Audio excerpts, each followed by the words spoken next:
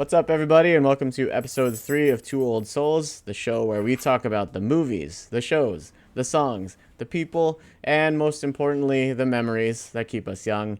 I am one of your hosts, Michael, and with me, as always, is Andrew. How's it going, man? Hello there. Hello. Right on, right on. Happy Friday. I have been waiting to do this all week long. We're very excited to bring you our latest episode. And this is today's episode is a subject and a person whose body of work is very near and dear to our hearts. Today we're going to be talking about writer, director, podcast pioneer Kevin Smith and the films for which he initially rose to prominence. Some of you may be familiar with the Marvel Cinematic Universe, but before that, he was actually one of the first guys to take a bite at that apple of an interconnected series of films. So today we'll be talking about his View Askewniverse. Episode 3. Episode 3, yes. Do it. Just thinking about Star Wars when you said episode 3. Do it. Yeah, the Yes. Askewniverse, man. Real quick, I love this little world that he's created. Just how it all intertwines and how it stuck with me through my whole life. I first saw those movies when I was maybe like 8, 9 years Oh my old. God, okay, that's really young. Okay. Yeah, so I have a fond memory of like most of these movies. For sure. And so what we're gonna do today, we're gonna go through all of the movies as they happen chronologically. But of course, if we have specific relevant stories and stuff like, oh, this was my gateway movie, this is what first got me into it, I definitely want to hear about that because I don't think I even know about that on your end. I'm really looking forward to this. For those of you who don't know, because like it's weird, he really, I mean, let's say 20 years ago, maybe even 15 years ago, he definitely still had like kind of like cult status or whatever. Like he was this dude that I think you probably really knew if you were more plugged into sort of like the comic book world at the time and stuff, because he wrote comic books too. Yeah. But now you could argue that he's like more visible than ever because of all the podcasting that he does, but he's still kind of like an inside baseball sort of figure. So it's an interesting thing.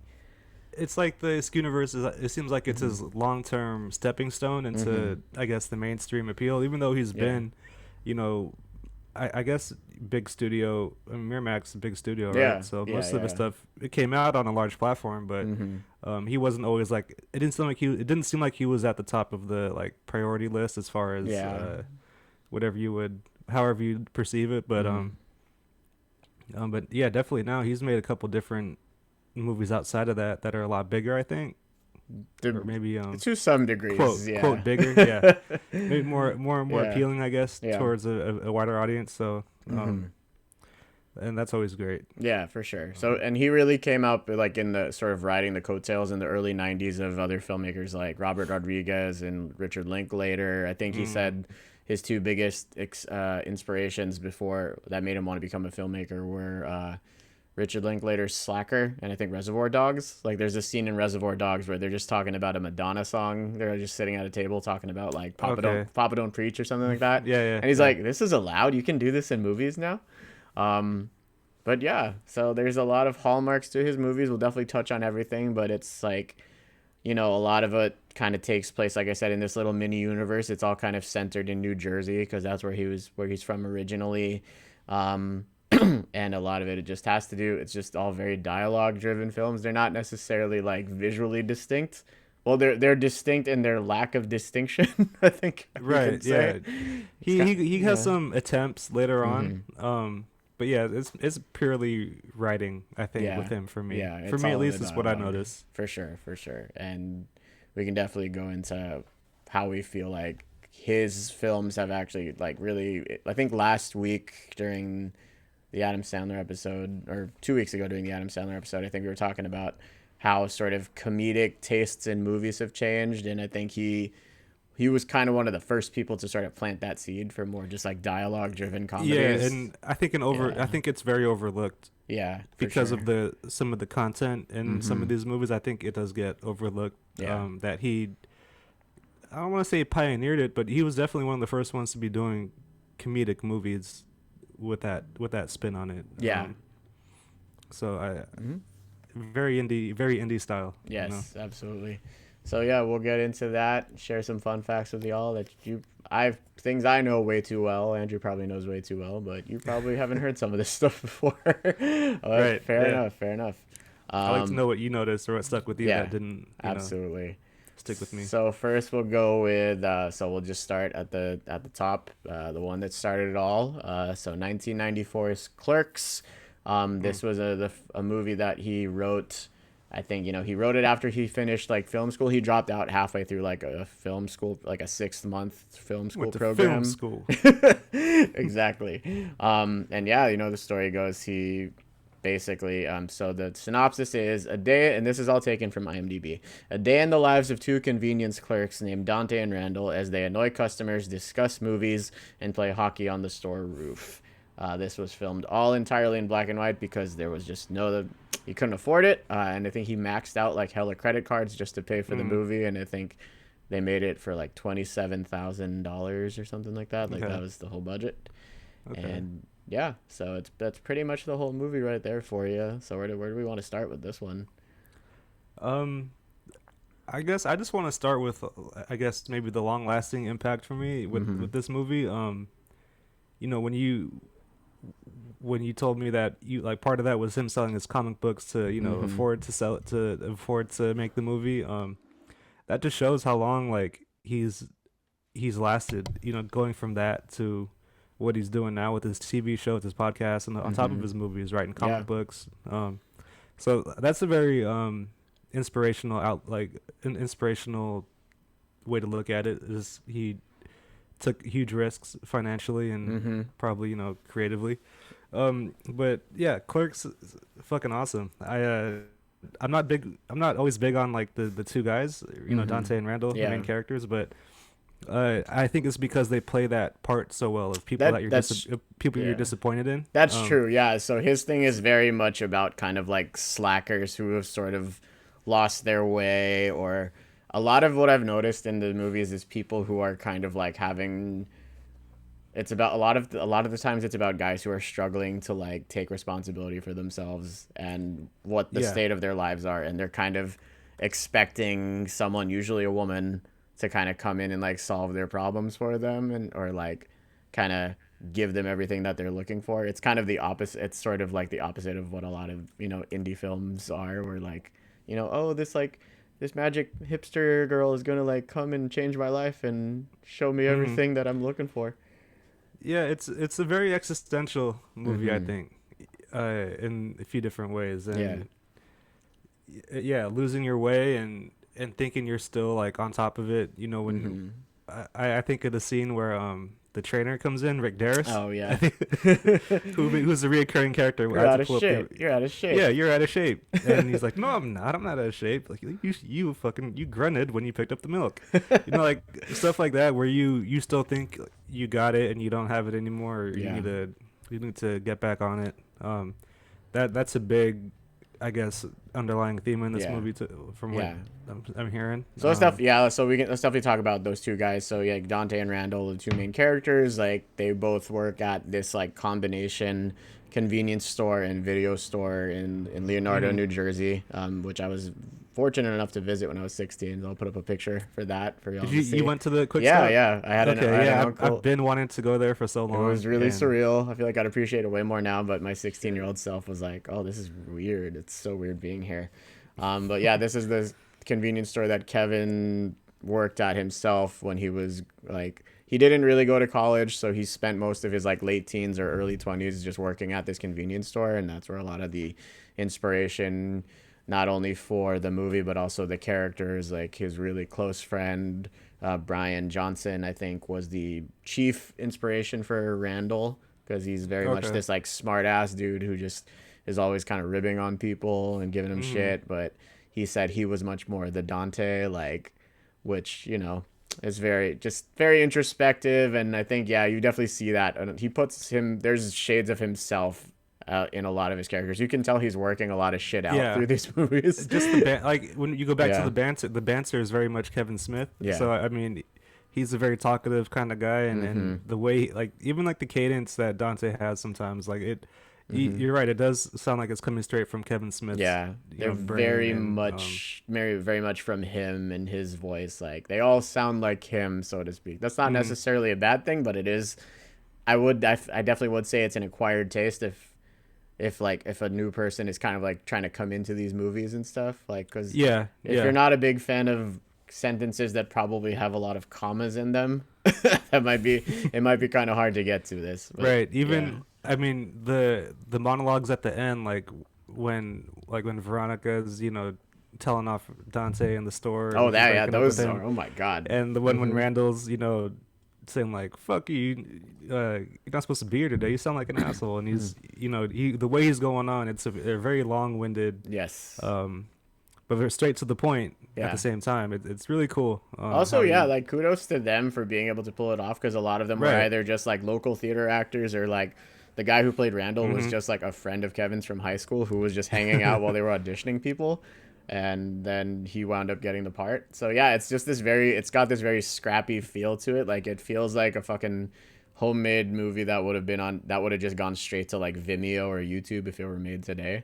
Yeah, But it's yeah, very organic. yeah. Um, I mean, like a lot of the movies around that time are kind of filmed that way, like the more independent movies, Mm-hmm. because it reminds me of some movies that I've seen that are just low budget, Mm-hmm. not very different from like as far as maybe cinematography, but Yeah. yeah, I think the movie compared to a lot of other things is so unique. Um, it's like a long Seinfeld episode almost. Like It's very it's not singular. really about anything, and Yeah, it's it about is very everything. yeah, basically it is just Hmm. very kind of sitcom like or it's like a bottle episode, right? Like Hmm. people kind of just come in and out. So again, like that going back to just that dichotomy between the two characters, you have Dante who he prides himself as sort of like he's kind of the Charlie Brown of the whole thing. Like he kind of hates his life, but he doesn't want to do anything about it. But he also prides himself on being like, I have a responsibility to run this convenience store and run Right. everything smoothly. But also he's kind of a piece of shit because he's got this like awesome girlfriend that he's with, but he's still kind of pining for his high school ex the entire movie, and Yeah, it's and really she's fucking like a girl frustrating.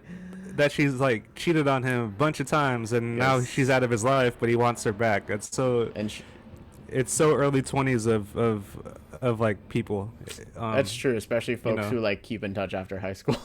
right.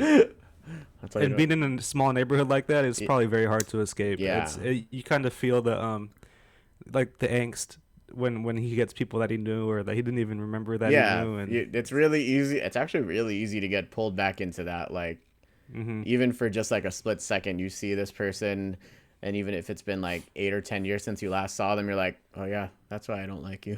That's right, why I hated you in high school. exactly. So it is very relatable in that regard too. Yeah, and it's that small town everybody. So that kind of feeds the sort of interconnected universe thing. Like everybody kind of knows everybody, like even Hmm. if it's just tangentially. So again, you have Dante, who's just the straight man in the equation, and then you have like Randall, who just as he'll read off an entire list of like porno movies to order from like a distributor warehouse in front of a mother and her like 4-year-old daughter, and he'll spit like Because he's annoyed yeah, by them. yes, You- because He them asking for a movie, he's mhm. annoyed, so he's gonna put that movie they asked for at the end of that calling list to make them not want to ever come back. I don't It's appreciate your so fucked ruse, up. ma'am. My ruse? Your Your ruse. cunning attempt to That's trick me. that's beautiful. I love stuff like that. So yeah, he's kind of like what everybody wishes they could do in retail. I don't. So I guess some people do Hmm. have that aspiration at times, and I think that's why people related to it so much. Like oh yeah, I work at a convenience store at the mall, and like people are like this. They're always coming in asking stupid questions and blah blah blah blah. So that was one of the reasons that like people really like, especially like sort of the disaffected Gen X kind of thing. Hmm. Yeah. Yeah, it's very like I don't want to say MTV generation, but it was right around that time, like Mm-hmm. when the show was kind of at its peak, right? Yeah. That kind of I don't want to say anti-establishment because when you look back on it, it's not very. I mean, you know, but it's very representative of the time, and it's a Mm-hmm. time that I think a lot of people are fond of, Mm-hmm. um, in entertainment, and it just kind of encapsulated that. Is that a word? Yeah, I think You know that's what I mean? right. I think that'll do. Could I use that for that? I'll allow it. Uh, fuck, what I was gonna say, but yeah, I like how it represents the time without being it's not an overpowering It doesn't movie. hit you over the head. It It's kind of just very is, yeah. Especially because uh everyone, like, so many people that are involved in the movie are just like his friends or friends of friends. They just needed to fill roles, so mm, you can tell, like, yeah, they memorize this shit and they're just saying it. Like, I think one of my favorite lines is like when they're getting ready for the the hockey game, and Dante is getting all territorial, not doesn't want his friends to like steal. Like or take free Gatorades from the right. fridge case or whatever, and one of the guys who's clearly he was just one of Kevin's boys. He's like, What do you care, you shoe polish smelling motherfucker?" Like, but it's just also like, yeah, it's like, who the fuck talks like that from New Jersey, you know? But Yeah, it's yeah, they had the shoe polish joke running on through the mm-hmm. whole thing. Yeah, Like when the lady picks up the dead guy in the shop with the cop. are we going spoil? Um, Are we cool spoiling these movies? Like, I think it's okay, fair game. I would Like, hope people have seen, like, if you're gonna click on this, if I you're would gonna, hope yeah, that you've yeah, seen these that's movies so to like fuck it, see yeah. if So we you're gonna will, agree with us or not. yeah. Well, we could put a spoiler warning Yeah, in the beginning, for sure. So yeah, because that's a pretty big spoil. that's a My bad. pretty big plot point to the movie. Yes, it's But kind of just a like twist. the police lady that's interviewing them just Hmm. cracked me up with the shit that she was saying. Just how it's I, so I, normal that this shit's happening. And they're we like, once picked up a guy who broke his own neck trying to go down on himself or trying to suck his own dick. Yeah. Turns out it was Randall's cousin. Man, do we want to bring up like the characters they mentioned? Because I caught some characters like they mentioned Alyssa Jones early Oh yeah, they do. because Yeah. the girl is her sister, and Rick Uh-huh. Darris I Heather think is Jones. like Yeah. I think he's one of the finger cuffs guys Yes. in Yeah. Chasing Amy. So Yes. it's so like cool that these are such small parts you never see again, but you do Mhm. see them at least once. Yeah, but it's just connective tissue for sure. Yeah. Right. Yeah. And And we get. to me, like, Mhm. it's so overwhelming to think about those like plot points. But like it seems like it's so relieving when you execute it and then you can actually remember everything. Like, Yeah. Yeah. Absolutely. just doing that so effortlessly, I think is a good Kevin Smith For sure. signature at least. And Um, speaking of the people who whatever carry from one film to the next, of course, this movie also introduces.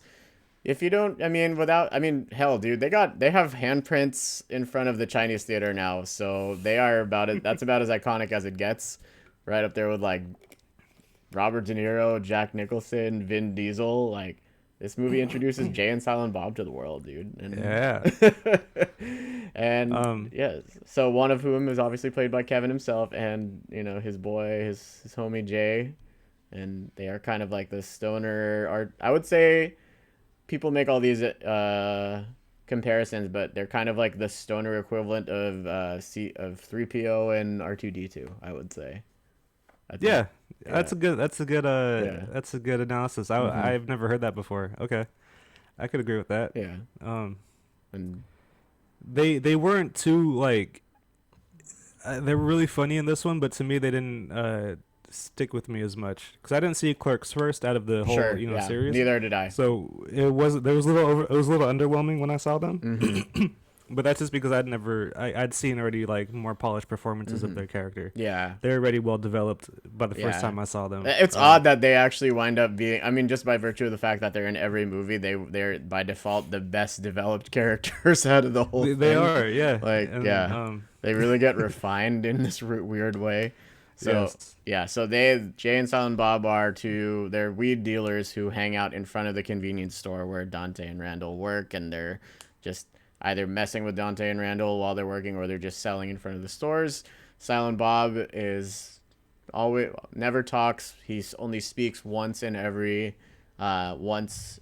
movie, and usually kind of like says something that really like hits home for the main character and kind of gets their shit together in a certain sense for the most Something part. very profound. Something yeah. very profound. And then Jay is just kind of, again, yeah, if C-3PO just cursed a lot and just said really nasty things about women and was, yeah, just someone that's like he's a very acquired taste. Such a like a harmless dude. Yeah. But so aggressive, but like so like yes. loving at the same time. Yes. It's so honest. So you have to love Jay and Silent Bob. Yeah, they're like once you like, and it sounds horrible the way we're describing him, but once you just go and watch for yourself, you'll see like, oh, he really just doesn't know better. Like he's right. Yeah, it's like a Michael Scott before Michael Scott. Kind of, yeah, yeah, for sure. Same style. Maybe not like presentation is totally different, but they're like their filter is non-existent. Yes. There's a childlike innocence to it with a very R-rated like South Park kind of sensibility. At least once we get to a certain point. But yeah, there's more of like, he starts out with a little bit more of like a menace to him. It depends on the movie though too. That's the thing. Like these movies all have their own tones as well. He has like the perfect voice for like for that guy. Maybe it's just because you would just never expect it, but like there could be no one better to play Jay than Jason Mewes. Just like the presentation of that, his voice, his face, like his stupid dances and everything. Like it's amazing. I would like to know how much of it was actually him. Apparently a lot. That's the thing. Like he would just take all of these mannerisms and stuff and things that he said, and then when it came time to making the movie, he was really shy, and he's like, I don't know if I can say this. He's like, why would I say snoochie boochies? And then Kevin's like, I don't know. Why do you say snoogans or snoochie boochies? Like, this is you. Yeah. But, and then, that stuff. There's like hats that say like. I still want that beanie that says snoogans across the top of it. I have a friend that had one of them. She had one of those hats, and I was pretty jealous when I saw it. You probably get it pretty easily. I've never gotten around to ordering one. But. I mean, the movie shirts are like $50, man. You go those are expensive. Yeah, I don't think they mass produce them. They came like, I remember some came as with the Clerks 2 set. We'll get there because I think I was gonna put that in my review of that. Absolutely. But as far as the first one, there's not too many like standout scenes for me. But all of it together works really well. It flows nicely. I like the titling of the different segments of the movie. For sure. That was a classy touch. And I guess I wanted to talk about the alternate ending. Have you ever seen the alternate ending? Of course I've seen the alternate ending. Yeah, it's pretty dark. Yeah. So so basically as we mentioned, so Dante, the whole thrust of the movie is he's called into work when he wasn't supposed to because like everybody else called out sick or whatever. So a running thing is every time something bad happens, he goes, I'm not even supposed to be here today. With varying degrees of like indignation and frustration. The theatrical ending that goes, he has it out with his best friend. He gets dumped by his girlfriend, but he's kind of that's his own damn fault because he was trying to like start things up again with Caitlin, his high school ex. Yeah, don't play like that, people. Yeah, for real. Don't just make up your mind. Yeah, it'll do you so much more better, much better in the future. So anyway, he makes up with Randall and. He gives him this little emergency "we're open" sign. He throws it at him, says "we're closed," and then it kicks into a sick jam by Soul Asylum. That's a good song though. The song is "I Can't Even Tell," but but then the original ending it goes beyond that, and he is just he's whatever working out like cashing out the register and all that, and then some dude comes in. And he's like, "Oh, sorry, we're closed," and then he just pulls a gun and just shoots him. And then he makes off with the money. And then I think the last thing you see is like it's one of those eyes open deaths. He's just like, slumped over behind the counter.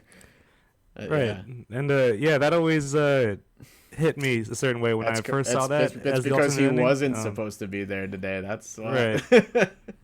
So, man, that touched me. So I didn't even think about that till I watched it last night. I didn't watch the alternate ending, but I was as I was watching the ending of it, I was like, oh man, I forgot there's an alternate one. We wouldn't get Clerks 2 if that was the actual ending. Yes.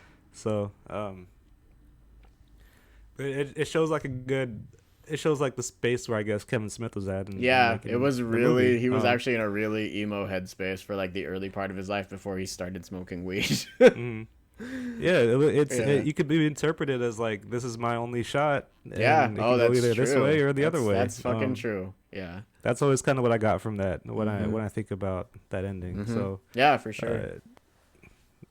Yeah, it was really kind of go for broke, and they eventually, you and I know this story. Like, it wound up getting picked up by Miramax at Sundance, and it became like this whole sleeper hit and stuff like that. So yeah, they stopped making movies just like Piano or The Crying Game. So there we go. Do you have do we have an Ed Sauce nominee for this movie? Oh, It's boy. hard to say because I feel like it's similar to Big Daddy. Like, everybody is just kind of swinging for the fences in their best version of it, and they're very New Jerseyan, scrappy manner. I would say maybe Veronica, the girlfriend. Yeah, she's pretty, not for a funny reason, but she does kind of keep it all in check. Like, as soon as you start to feel sorry for Dante, she says something and it's like, no, fuck all that. You gotta get up off your ass, man. But I do like that. Before I say any more, when Dante says to Randall at the end, where he has the monologue, or he's like, my mom told me one time I needed to use the bathroom, and instead of lifting up the toilet seat, I shit my pants. And just like I'd rather. What was the line that he says? He can't shit or get off the pot. Like, yeah, he can't. He's not willing to take the steps to shit comfortably or something. I forget what the exact line is. Yeah. Well, basically, so he was too comfortable that was big. with that. Mm-hmm. Yeah. So yeah, I'd say Veronica would be the secret sauce for me, at least. For sure. It just brought out, like, the moments that she was there brought out the best in the characters. That's she wasn't even the main part. She was, she was sort of like the most grounding presence. Hey, try not to suck any dick on the way to the parking lot. Hey, like, get back here. The scene is funny. So, yeah, for me it's Veronica, or I can't think of anything else that would put it in. That I'd put in the sandwich. Yeah, I'd put her there. Besides just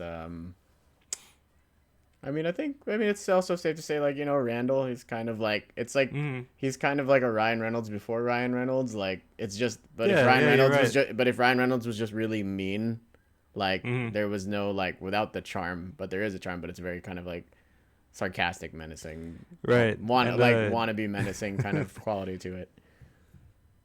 It's very condescending menace. Yes, not there like we go. He's mean, but it's very condescending, and I think that's like what. Like, if he was a wrestler, he'd be a great heel. Oh, he's totally the heel of the movie, for sure, absolutely. But you want to love him. He's one of those kinds of heels where you want to boo him, but you want to love him. That's true. That's a good way to put it. Okay, so moving on to the next installment, which actually takes place the day before Clerks, but you don't really learn that until later. So it's 1995's Mallrats. The premise is both dumped by their girlfriends. Two best friends seek refuge in the local mall.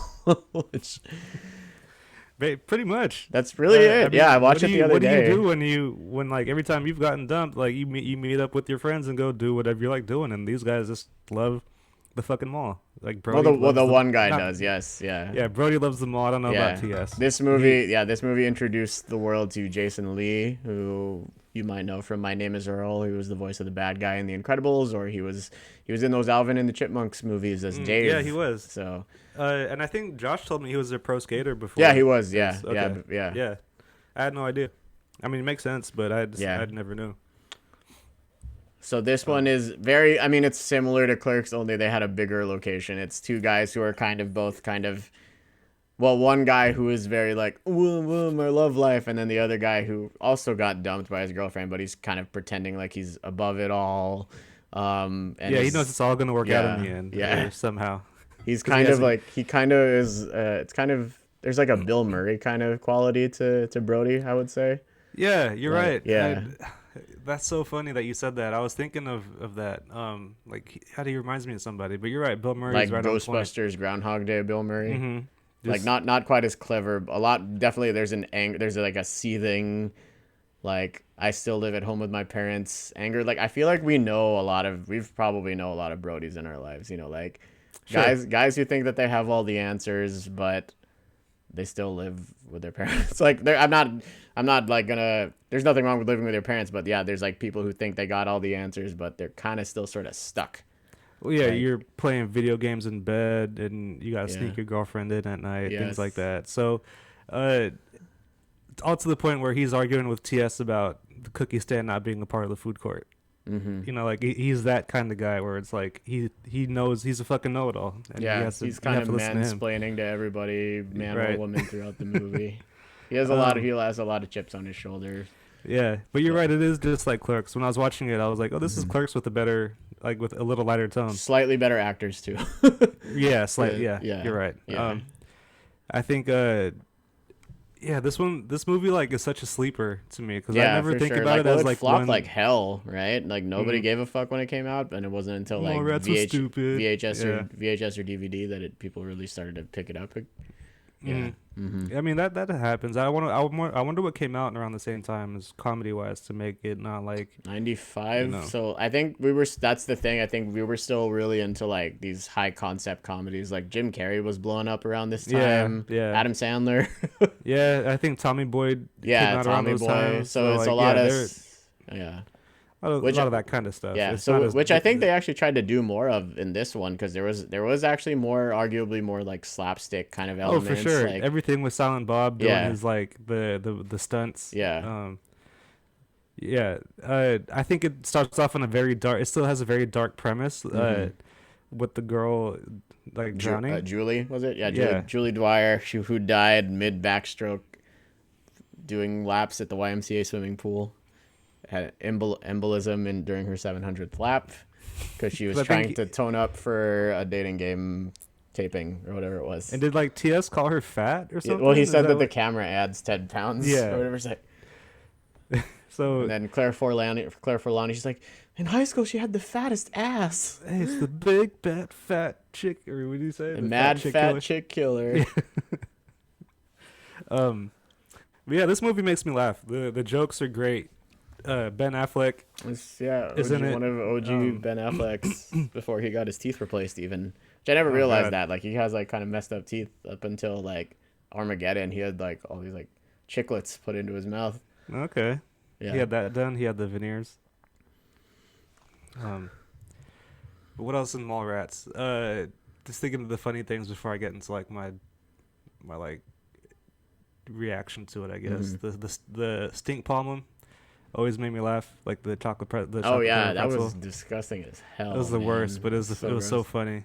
Oh yeah, we got it. We got Michael Rooker before Guardians of the Galaxy. If you're trying to see what Yondu was up to 25 years ago, Right. we got for you Boy Meets World fans, we got Frankie the Enforcer. Yeah, Ethan there we Suplee go. himself.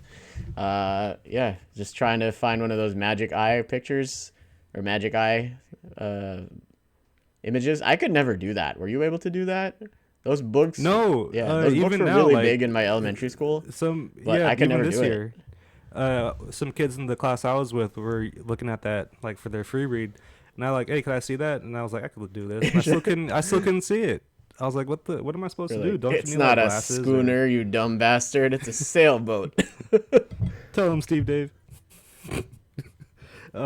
My whole like interpretation of this movie is pretty much like they're all just fucking losers. As far as like their lives and what they're doing, they're just all lame, hanging out in the mall, not doing much. Like that was all of their answers the next day to deal with their problem was to go Yeah. do some retail therapy. Yeah. But the I just lost my train of thought. It's okay. It's okay. But yeah, I think they're all losers, and Yeah, they I do- think. but for you sure. you still feel like relation to each character. You Like, you I feel I for them, yeah. Like there is. I mean, I think I like Brody a little bit more than like TS, even though he's supposed to be like Yeah, the me grounded too. one, but he's just kind of. I think he could have taken it a little easier on Brandy too. Like, I mean, her dad wasn't that great, but yeah, he was just as bad. She's like, you're He just, didn't have to make the whole scene. Like No. just let her do the show. Fuck. Yeah. He's very cliche 90s when I look back at him. Well, he's got the butt cut. He's got like the the Sean Hunter hair. There you go. the Nick Or the Carter. Eric Matthews hair Yeah. before Yeah. college. Yeah. Um, The Henley shirt and the big flannel. That whole bit.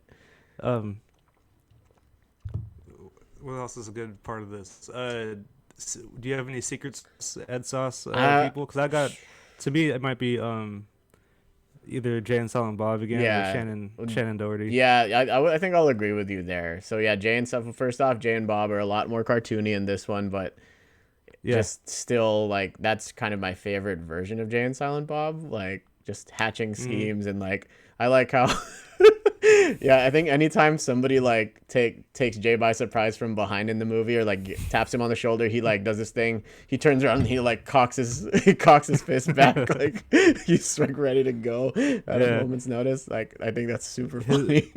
His narration of the Yeah. blueprints always get me. I'd do it, but I pulled my back out humping your mom last night. Nooch. I'm ready to go smoke a bowl. The Stanley chase. The or that whole original scene. Stanley. This is the original Stanley cameo. Think about it. Yeah. There we go. Yeah. Yeah, I can't think of any before the other Marvel movies. Yeah. And that dude looks great with a beard. He just looks really distinguished, you know, just even cooler somehow. Yeah, he looked like Stanley too. Yeah. So you're gonna say about Shannon Doherty? You said. Oh yeah, I think she's great in the movie. She's so like. She's arguably the most experienced actor in the whole movie because she was already sure. doing 90210 for a few years. Maybe she had already like been like kicked off of the show or whatever happened, but yeah. She just brought a good vibe. Like her character, you don't. Like I don't. It's hard to feel sorry for any characters, but like, you kind of feel sorry for her. She's like, you know, kind of making a bad choice with both the dudes. She's both the guys she's choosing, Ben Affleck and Brody. Mr. Testosterone over there, like shit like that. What the fuck gives with the cover, boy? So, but I did want to say, like, Kevin Smith does seem to have like really strong female performances in these movies. Yeah. So I like that he chose her and she did a good job. Yeah. I mean, he definitely. Yeah, I listen to his podcasts constantly, and he always talks about how growing up, like a lot of the really like prominent figures in his life were the women. Like he's really close with his mom, and a lot of his girlfriends growing up like informed like the female characters in the movies, and he was friends with their moms and shit. And one thing I do like that we do see kind of time and again, at least in these first few movies, and even up through like Clerks 2, is that generally it's like the men are all idiots for the most part, right? Yeah. And it's always that's the point. Yeah, the women and the women in their lives movies. are always kind of setting them straight for the most part. Well, yeah. it like I've always said this, like working with kids, and you observe. I always like make the distinction that like the girls are way cooler because they have like the goals, man. They talk about the stuff they want to do. They want to make these little projects, and like all the boys, they just want to play some fucking sports. So like just some like really active shit right now. But like some like the girls that we've worked with, they want to do like projects and fundraisers and things like that. And, that's true. And become successful. And they always had like they always knew they always had something to say too about the boys' behavior, and they were always right. Yeah, and it's always true. So that translated very well on screen, and it hits home. So I like that he does that. It's kind of like a unrecognized real aspect, I think, of his movies. Yeah, for sure. Because it's like you don't really think about, but it's there. Yeah. Because like you said, we know a lot of Brodies, or we've met some, and to this day, I know people that just like sit around, and if they had a Sega Genesis, they'd be playing that, but they're on their Xbox or whatever they have, and just not doing too much. So you root for them, but you also understand why like people are fed up with them. Yeah, at the same totally. time. I would also say that the whatever and Ed Sauce for me is just the soundtrack to this movie. It's pretty sick. Yeah, okay. Like the opening song, that whole song, "Social" by Squirt Gun, or even when they introduced Jay and Silent Bob, the song that plays when he's doing his no, little it dance. sounds like it sounds like Frankenstein by Edgar Winter. Like dun, dun, dun, dun, dun, dun, dun. I had the song on my old computer. That exact song from that. Yeah, that's I looked just it a up. cue. Oh, that's awesome. Yeah. I think there's a whole song on it. Yeah, and there's that sick like punk rock cover of "Build Me Up, Buttercup" when they're having sex in the elevator. But also it, I mean, this closes with Weezer, Suzanne by Weezer, which is like one of my favorite songs ever. Okay. So, I have a note. So there was Trisha Jones, the one yeah. that's the The 15-year-old sex researcher. yeah, that was kind of weird. I was like, Yeah, how do you get to that do would that not play legally? How today, do you do for that sure. legally? For Yeah. sure. But have you ever like so the actress fuck, I forgot her name. Renee Humphrey, I think. There you go. Yeah, yeah. So I saw her recently in a different movie from the same time, Oh, really? 94, called it's called Fun. Uh-huh. It's another indie movie where it's Oh, I her heard and about some. this. Isn't it by the guy who did like Spring Breakers or something like that? Or, Yeah, he's a pretty like, I guess notarized director. Uh-huh. But no, that movie is crazy. And when I saw her in this, I was like, oh, that's where she's from. Okay. Uh-huh. But yeah, that movie it's called Fun. Came out in '94. Oh, yeah, just before probably the same. Yeah, oh, but never mind, it's some other thing. Yeah. she's a really she's a really fun actress. Like I like how I like her performances. Like this one and that movie they're not too different as far as her how she her plays delivery and yeah, but two totally different characters, Yeah. but very I just think she's a really cool addition to the movie. I don't know whatever happened to her. I don't think she ever made it like super big, but yeah. Kevin Smith had a pretty good eye for like I guess her ability because I really like the character she Oh, plays. no, I mean, compared he's to, always casted. I think the he's, other one. as far as like Yeah. women, yeah, he's always casted. They've cast like the women actors and stuff. Like, you know, we got. And she's a very psychological actress. Like from what it looks like, because like her content in this movie, you know, with the sex research, and then in the other one, she's a psych patient, but a teenage psych patient. So it's like she has that demeanor of like psychotic but smart. You know what I mean? Yeah, like wise beyond her years. I thought that was a really cool. That was a really cool actress to snap, and I'm glad I caught. Like, I'm glad I saw something else to recognize. Like, oh, that actress is in this. And yeah. something that's not very mainstream. I'd like to pride myself on that shit. Nice. So, how about those deep cuts? So yeah, another thing with that Kevin Smith does a lot is very similar to Quentin Tarantino. He will reuse actors throughout his movies and put them in different roles. So I think we're good on Mallrats. If you're ready to move on to the next one. Joey Adams wasn't. Yeah, Mallrats, right? Yeah. So we had Joey Lauren Adams, who was actually in Big Daddy. So this is all still. Yes. She was Layla, and she's still smiling. She's still smiling and talking like she's unsure. But I do want to say you just took this to a different level when you said that the Ed Sauce was the music. Now we've kind of upped the game with that. Now I have to do a little more paying attention to seeing what qualifies as like the secret sauce of a movie. Fair enough. But that's a really good. I'm glad you did. It really sells it. Yeah, just that mid '90s. It's so I'm so mid '90s alt rock and stuff like that. Yeah. But not like Empire Records or some shit. Like, there's no like fucking Hey Jealousy by the Gin Blossoms. I hate that song, but that's just me. But yeah, Mallrats. It's very fun. If you haven't seen any of these movies, that's a good one to start with. It's a very like just breezy, like dumb comedy, pretty accessible, pretty easy to follow. They don't talk as much. There's not as many monologues as Clerks. yeah. Or even like Chasing Amy. Yeah. God. Yeah. We're about to get into that. So I am very, I'm looking forward to talking about this one. So the next thing in his career. So Mallrats flopped pretty hard, and he felt he had nothing left to lose. So he wrote Chasing Amy, which came out in 1997. Wrote and directed. So this is about two up-and-coming comic book artists / best friends named Holden and Banky. Holden played by Ben Affleck and Banky played by Jason Lee, he's basically just an even more angry Brody and way more misogynistic and homophobic. Yeah. And more success.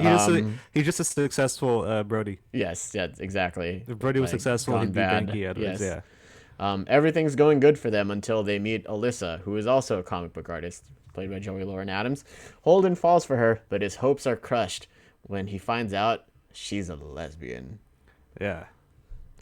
Huge swerve. Yes. But not too huge. So they meet at the comic convention that Hooper sticks up, that their friend Hooper. Yes, Hooper has X. Oh Lord. Oh my God, I almost forgot entirely about Hooper X.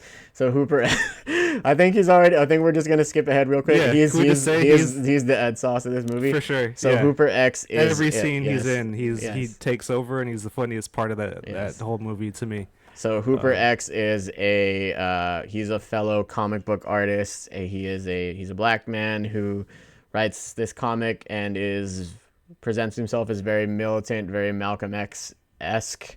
But that's really just so he can sell his comics. But really, he's a very effeminate, flamboyant gay man. Well, the comic I think is called White Hate and Coons. Yeah. I think this one is yes. is his book. So it's he's very almost anti-America, anti-white, everything. Yeah, very public enemy. That's right. Yeah. So but he's also gay at the same time. But it's just so he can, he's like, you see what I got to resort to for professional respect. Right. So like he's friends with these guys, and like they're just like a group of like artists that kind of. It's almost very bohemian too at the same time. Yeah, for sure. Like it's the way this they very all inside thing. It's just feels like this very, their apartment just has like these drafting tables and stuff like that. It reminds me of watching Rent, almost like they're just like living day to day, but they're everybody's smoking in this movie. There's a lot of smoking in this movie. I noticed that. Yeah. It makes like those conversational movies I think a little more realistic. When people like to have they like to share their cigarettes. Yeah. Or even just like thinking while you're blowing smoke out, or the drag, and you inhale and you're like smiling at the same time because you made a good point to each other. Like there's those little nuances, I guess, like smoking that I think you could capture. This one, I would say this one feels the most like India or whatever. Like it's more of a drama, Clerks. honestly. Like it's more of like a drama with like comedic elements, but it's a rom-com. Yeah, but it definitely skews in more. In the most unorthodox way possible. Sense. Yes, absolutely. So I mean, I think we can definitely. So basically, and I think we kind of have to spoil the plot a bit just because it's informs so much of the conversation. So like, what's his face? So Holden meets Alyssa, falls in love with her, is smitten, but then finds out that she's gay, and they wind up staying friends. And there's kind of we're hanging out, and it's all good montage. And then he pours his heart out, and they have this really intense scene in the rain where it sounds like I feel bad for Joey Lauren Adams because I thought she was gonna lose her damn voice in this movie. She's like yelling. She's just that's why I made that. Gay. That's how she. Fuck you, Holden. My life is gonna change. Your life doesn't change. Yeah. So like you feeling hunky dory all the time. Which it sounds like I'm not making fun of her. Like that's actually how she talks. Like she has she very reminiscent of like Jennifer Tilly. Yeah, she sounds like Jennifer Tilly. Not as distinct. I saw Liar Liar and I thought that was her. I thought she was in Liar Liar. Yeah. I almost made that same mistake when I saw Big Daddy. I thought that was the girl from Bride of Chucky, but it wasn't. So they fall in love, and it doesn't. She denies him at first, but the very same scene they hook up, and then they get together, and it just goes downhill from there. It's good for a while, but then you see that Banky, there's this mounting jealousy. This girl's coming in and kind of taking my best friend away from me, which is something we can all kind of relate to. I think at one point or another. And it's also not as clear as if Banky was. It seemed like he went looking for. Dirt for dirt. Absolutely. And I don't know if I would have put in that work, even though. So basically, what happens is he gets so much dirt that there's these rumors that come out that she fucked a lot of guys back in the day, and it turns out to be true because he does a dumbass thing and confronts her at a hockey game. That was the worst. That makes me so uncomfortable. That whole scene. I sweat. I take to this day. I can't fucking sit hurts still, because I think I was like, I've done a version of that before. We've all done we've all been in situations where we couldn't wait. Yeah. And it's better off if you just don't know, but we just couldn't wait to ask the question because, and it's like, all right, well, I guess it better be now in front of all these fucking people, or and that was the most uncomfortable scene I think in Kevin Smith's filmography Yeah, for me. for sure, for sure. But it was a very good scene. No, yeah, I was gonna say like this movie is actually really well acted for what it's worth. Mm-hmm. Like, yeah. It made me a Ben Affleck fan. It made me like appreciate Ben Affleck. Yeah, I mean, I was like, okay. if you think Ben Affleck is just like fucking Batman v Superman and Daredevil and Pearl Harbor and Armageddon, like yes, he is those things, but he's actually like his dramatic chops are actually pretty solid when he chooses to use them. Right, and like this was maybe not him taking himself too seriously, and it looked like he was enjoying playing the part. I could be totally wrong. He might have hated it, but it looked like he enjoyed the, you know. Well, this was also pre Goodwill Hunting, so he was still hungry. You know, like he had something to prove. Because your friend says you owe him one. This girl loves me, and he has a lot of shtick. Who's your daddy? Who's your daddy? It's your birthday. It's your birthday. He just has a lot of shtick. You can tell. Like that's not the standard. Yeah. So girls are not the standard. Yeah. Yeah, and this brought up a lot of and us two hetero cis males, like maybe we shouldn't be the ones talking about this, but I feel like this movie brings up a lot of things that weren't really talked about then, about like the fluidity of sexuality and things like that. Right. Yeah. It was very labeled there, where it was like, oh, so you're gay, and like it's kind of like she's kind of telling you throughout like the whole thing, but she's being confined to saying that she's strictly like a lesbian. Even her lesbian friends kind of give her that's true, side eye, like that's when true, she says like, hey, I'm dating this guy named Holden, and they're like another one bites the dust or whatever. Yeah, like that's kind of mean.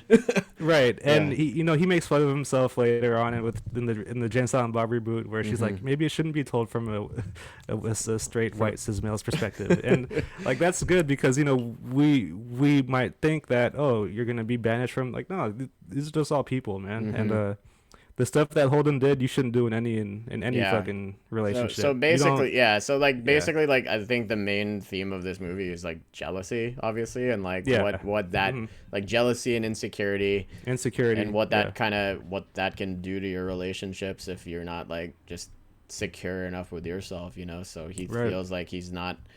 He holds his girlfriend's past against her just because she chose not to share it with him, like up front.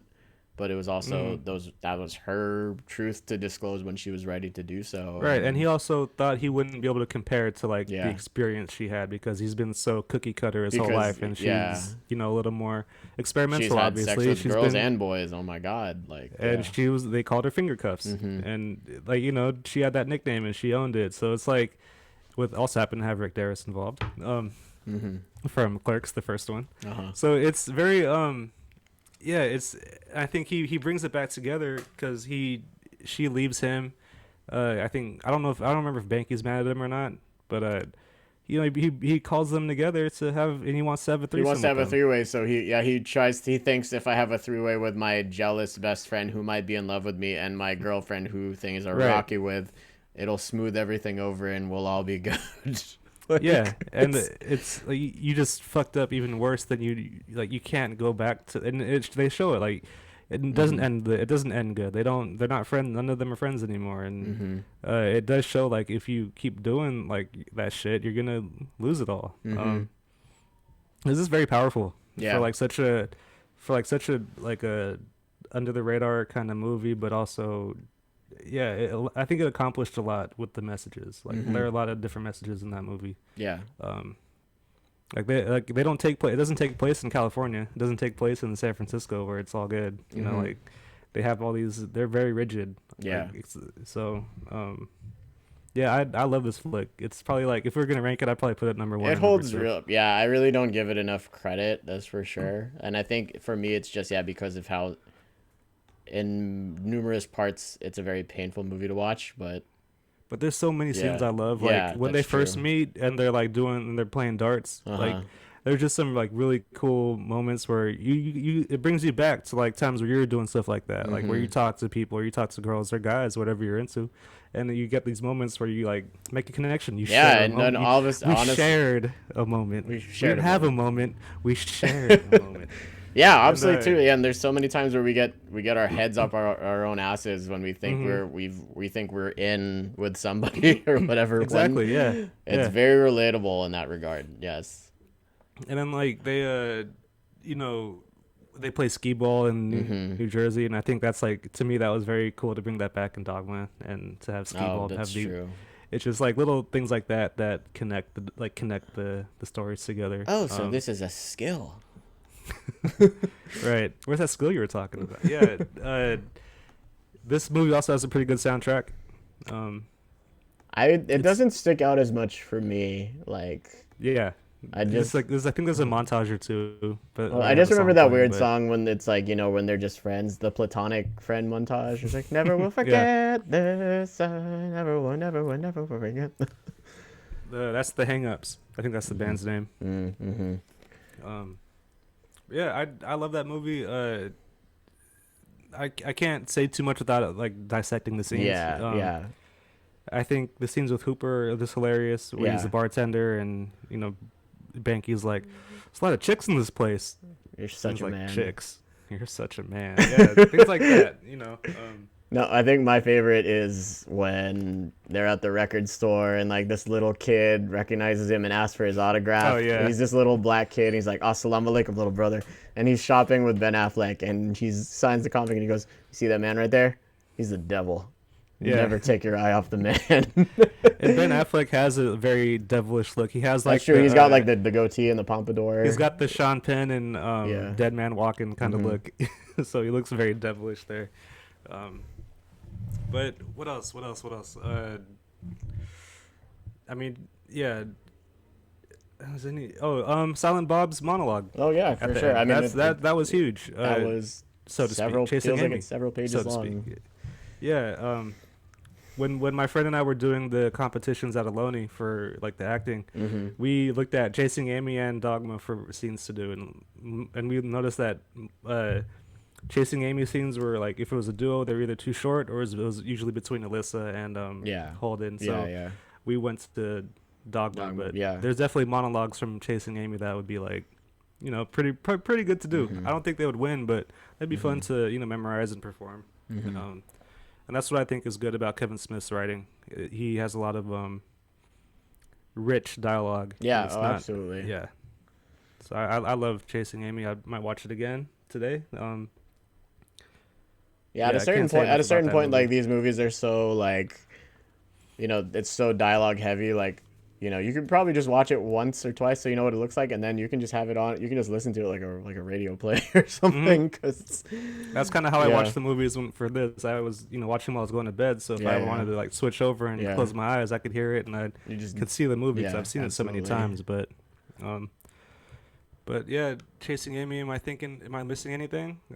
I think that's pretty much it. So long story short, like don't judge your partners by their pasts. Get your Yeah. head out of your ass. You're not Marco fucking Polo when it comes to sex.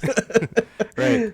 I think we should also point out that since the comic book that they do make is Blunt Man and Chronic, Mm-hmm. Oh so yeah. Jay and Silent Bob, they are in this movie because they pay Jay and Silent Bob likeness rights Likeness because rights, yes. so the comic book Blunt Man and Chronic are based on Jay and Silent Bob. That's their secret identity. Yes. So when they make the story, their characters look like Jay and Silent Who the Bob. fuck So talks Holden like and that? It's fucking yeah. baby talk.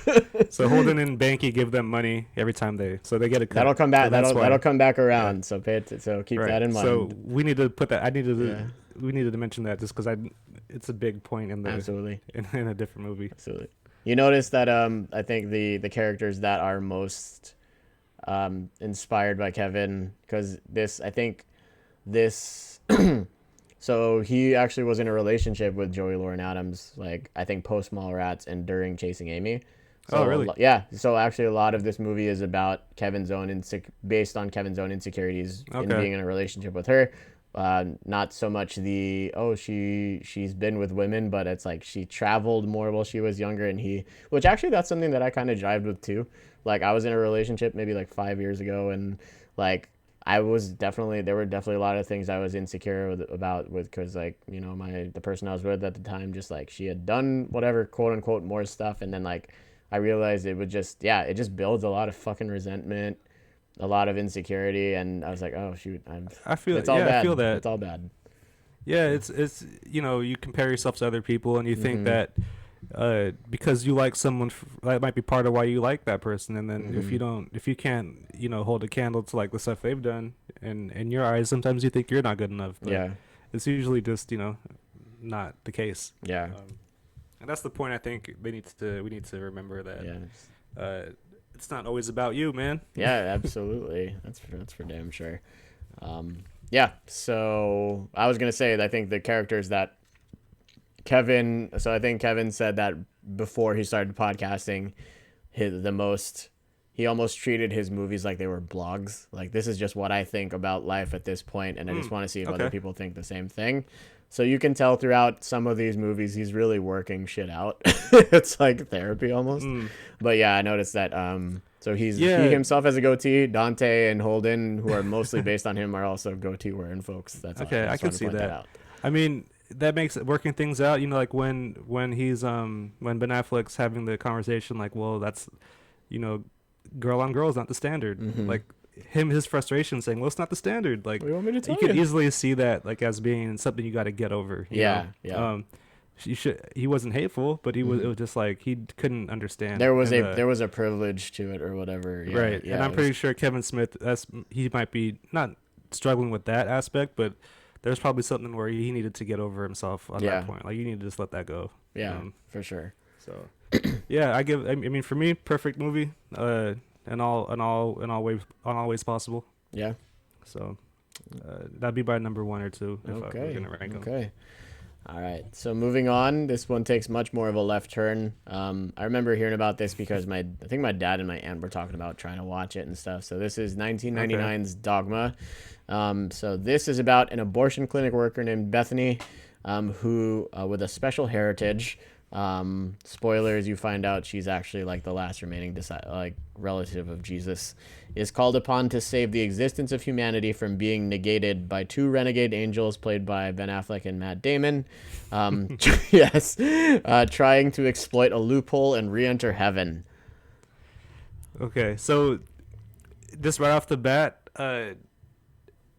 this movie is so fucking dense. It's so much. Not even on the surface. It's so much exposition. You wouldn't even think. I think this took it to the next level. But I'll go with you with what you were saying. Like when you first heard about the movie. I first saw this. I was like maybe the year after it came out. So I think it came out in '99. So you're young seeing this. I would go to my cousin's house. They'd always rent movies. So I think it was probably in year 2000 or so, because I don't think videos came out that quickly. So I remember the movies that my uncle rented. Get this, the one was Dogma, and the other one was Stigmata. Well, that's the thing too. Like, so let's keep in mind that in the 90s, like mid to late 90s especially, there was a lot of these like very serious like dramas about like Catholicism and stuff like that. Right. I feel like that was a big thing. That like I used to have this really big fear of just Catholic symbolism. We talked about that with Little Nicky and stuff. So so this movie really helped me kind of put a new perspective on it at a young age. I mean, I've watched it hundreds of times since then, but the one thing that stuck with me was Buddy Christ in the beginning, that George Carlin. We got George Carlin in this movie. So ironic that he plays the priest. Like it's if you're familiar with George Carlin's work, it's just and how much he hates religion. It's funny that he plays the priest. I think that's the perfect choice. Fill them pews, people. He's not here to give us the willies.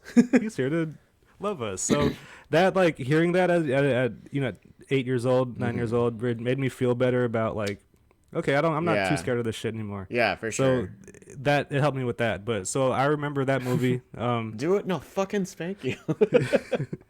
And I think it might be my number one. It's really movie. Up there too, and for me too. So like, I grew up obviously with a lot of like I had a Catholic upbringing too, and so the thing too in this movie is Bethany. She was a practicing Catholic at one point in her life, but she's had like a crisis of faith ever since she had a miscarriage, and her her husband divorced her as a result of that. And so she can no longer have kids. Yeah, she can. And she was like, she found out she was barren, so she really just doesn't know like where she's at anymore. But she still goes to church just out of habit. So like, there's a lot, there's a lot. She's like in she's like in a spiritual purgatory. Yeah, not like a literal one. She didn't die, but not yet. But she at this point in the movie she didn't die yet. Yeah. But she like this is very it's like she's given up. Yeah. And so dude, I mean, just going there, I think this movie, my whole the way I describe it would be it's satire, but in doing so, he kind of created a biblical story. Yeah, sure. He created a part of the Bible that if you were gonna maybe add Reboot something the to it, maybe not reboot it, No, but no. this could be easily put into the epic that is the Holy Bible. Sure. I mean, I don't want to offend people. The holy fucking Bible, son. But I'm not. Yeah, I'm not religious, but this as far as writing and storytelling, this would fit perfect in that epic for the 20th century of mankind to be in that set of stories. Like this could be the next set of a story in the Bible. So I think everything he did was just genius. It's like he did his homework. Yeah, I mean, well, he was a Irish Catholic altar boy growing up, so he went to Catholic school for a while until he got to high school. So see, I didn't grow up with learning about it. I didn't get confirmed. I didn't do my first communion or anything, so I wasn't forced into it. I just had like this weird feeling about it. Like everyone kind of does. It was on the periphery, for sure. Yeah. I believed for a long time I was being watched by someone. So it was like that. Knowing, and I've taken classes and I've read a lot of stuff since then. So when I watch it again, I'm like, oh, that's so cool that he spun that, like the shit demon.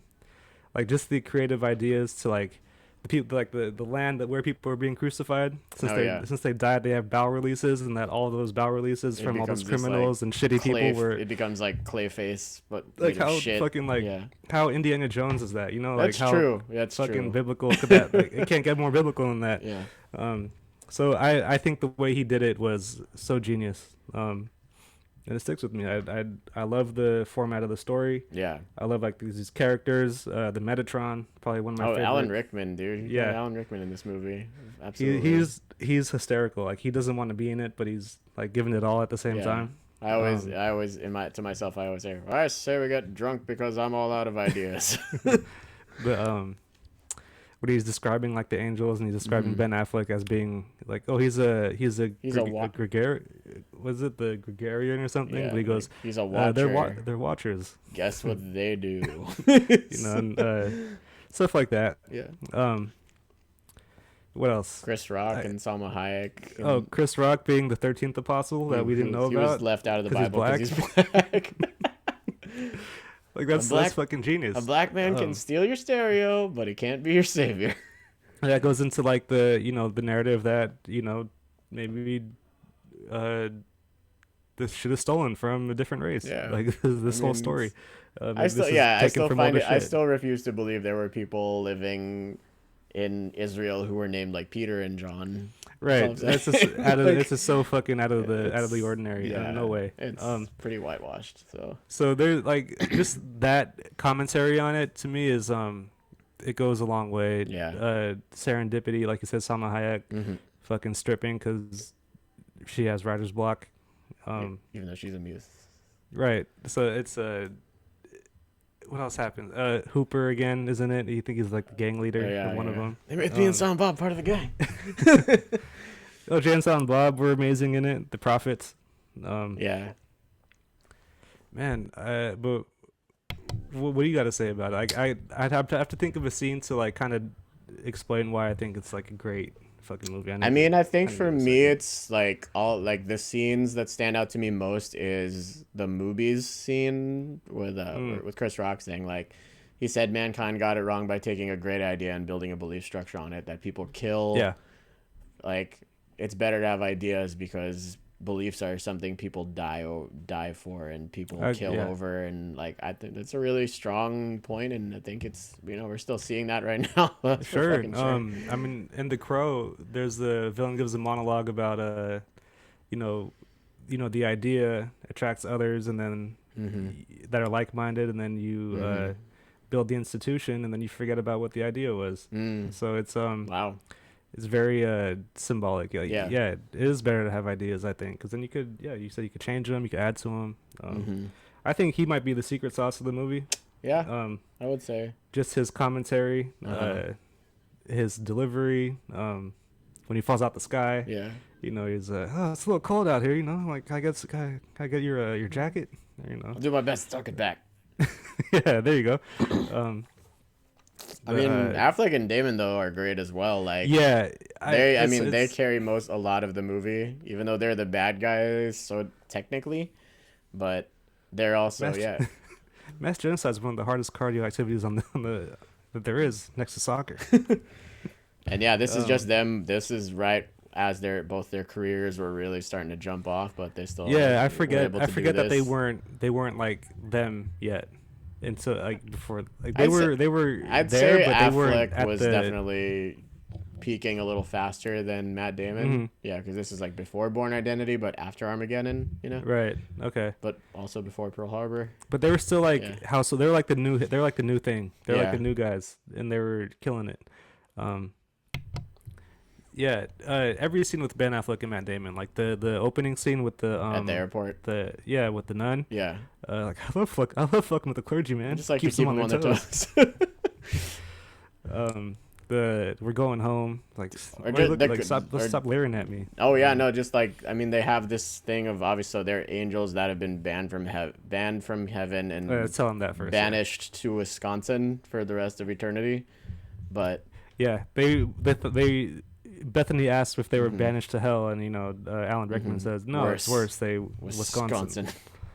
For the rest of so they just kind of fuck around all day. So it's kind of that next level. It's kind of that next level pairing because that's sort of always about these two guys who are who feel stuck. Like Clerks has that, and Mallrats and Chasing Amy, like it's always about these like paired friendships, but this is like a really more like ridiculous version of that, but it's still got that angst of like we spend way too much time together, we know each other inside and out, which is great, but we also know like all the things that the other person is full of shit about and stuff, which I think that's another super relatable thing too. Like we have our best friends, like people that we've known for years and they know us best and we know them best, but we also have like in our back pockets, it's also like, but these are the things that I actually kind of hate about you at the same time.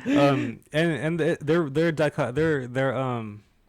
their chemistry is so relatable. Like when they're in the boardroom. Oh, this is another observation when they're in the boardroom.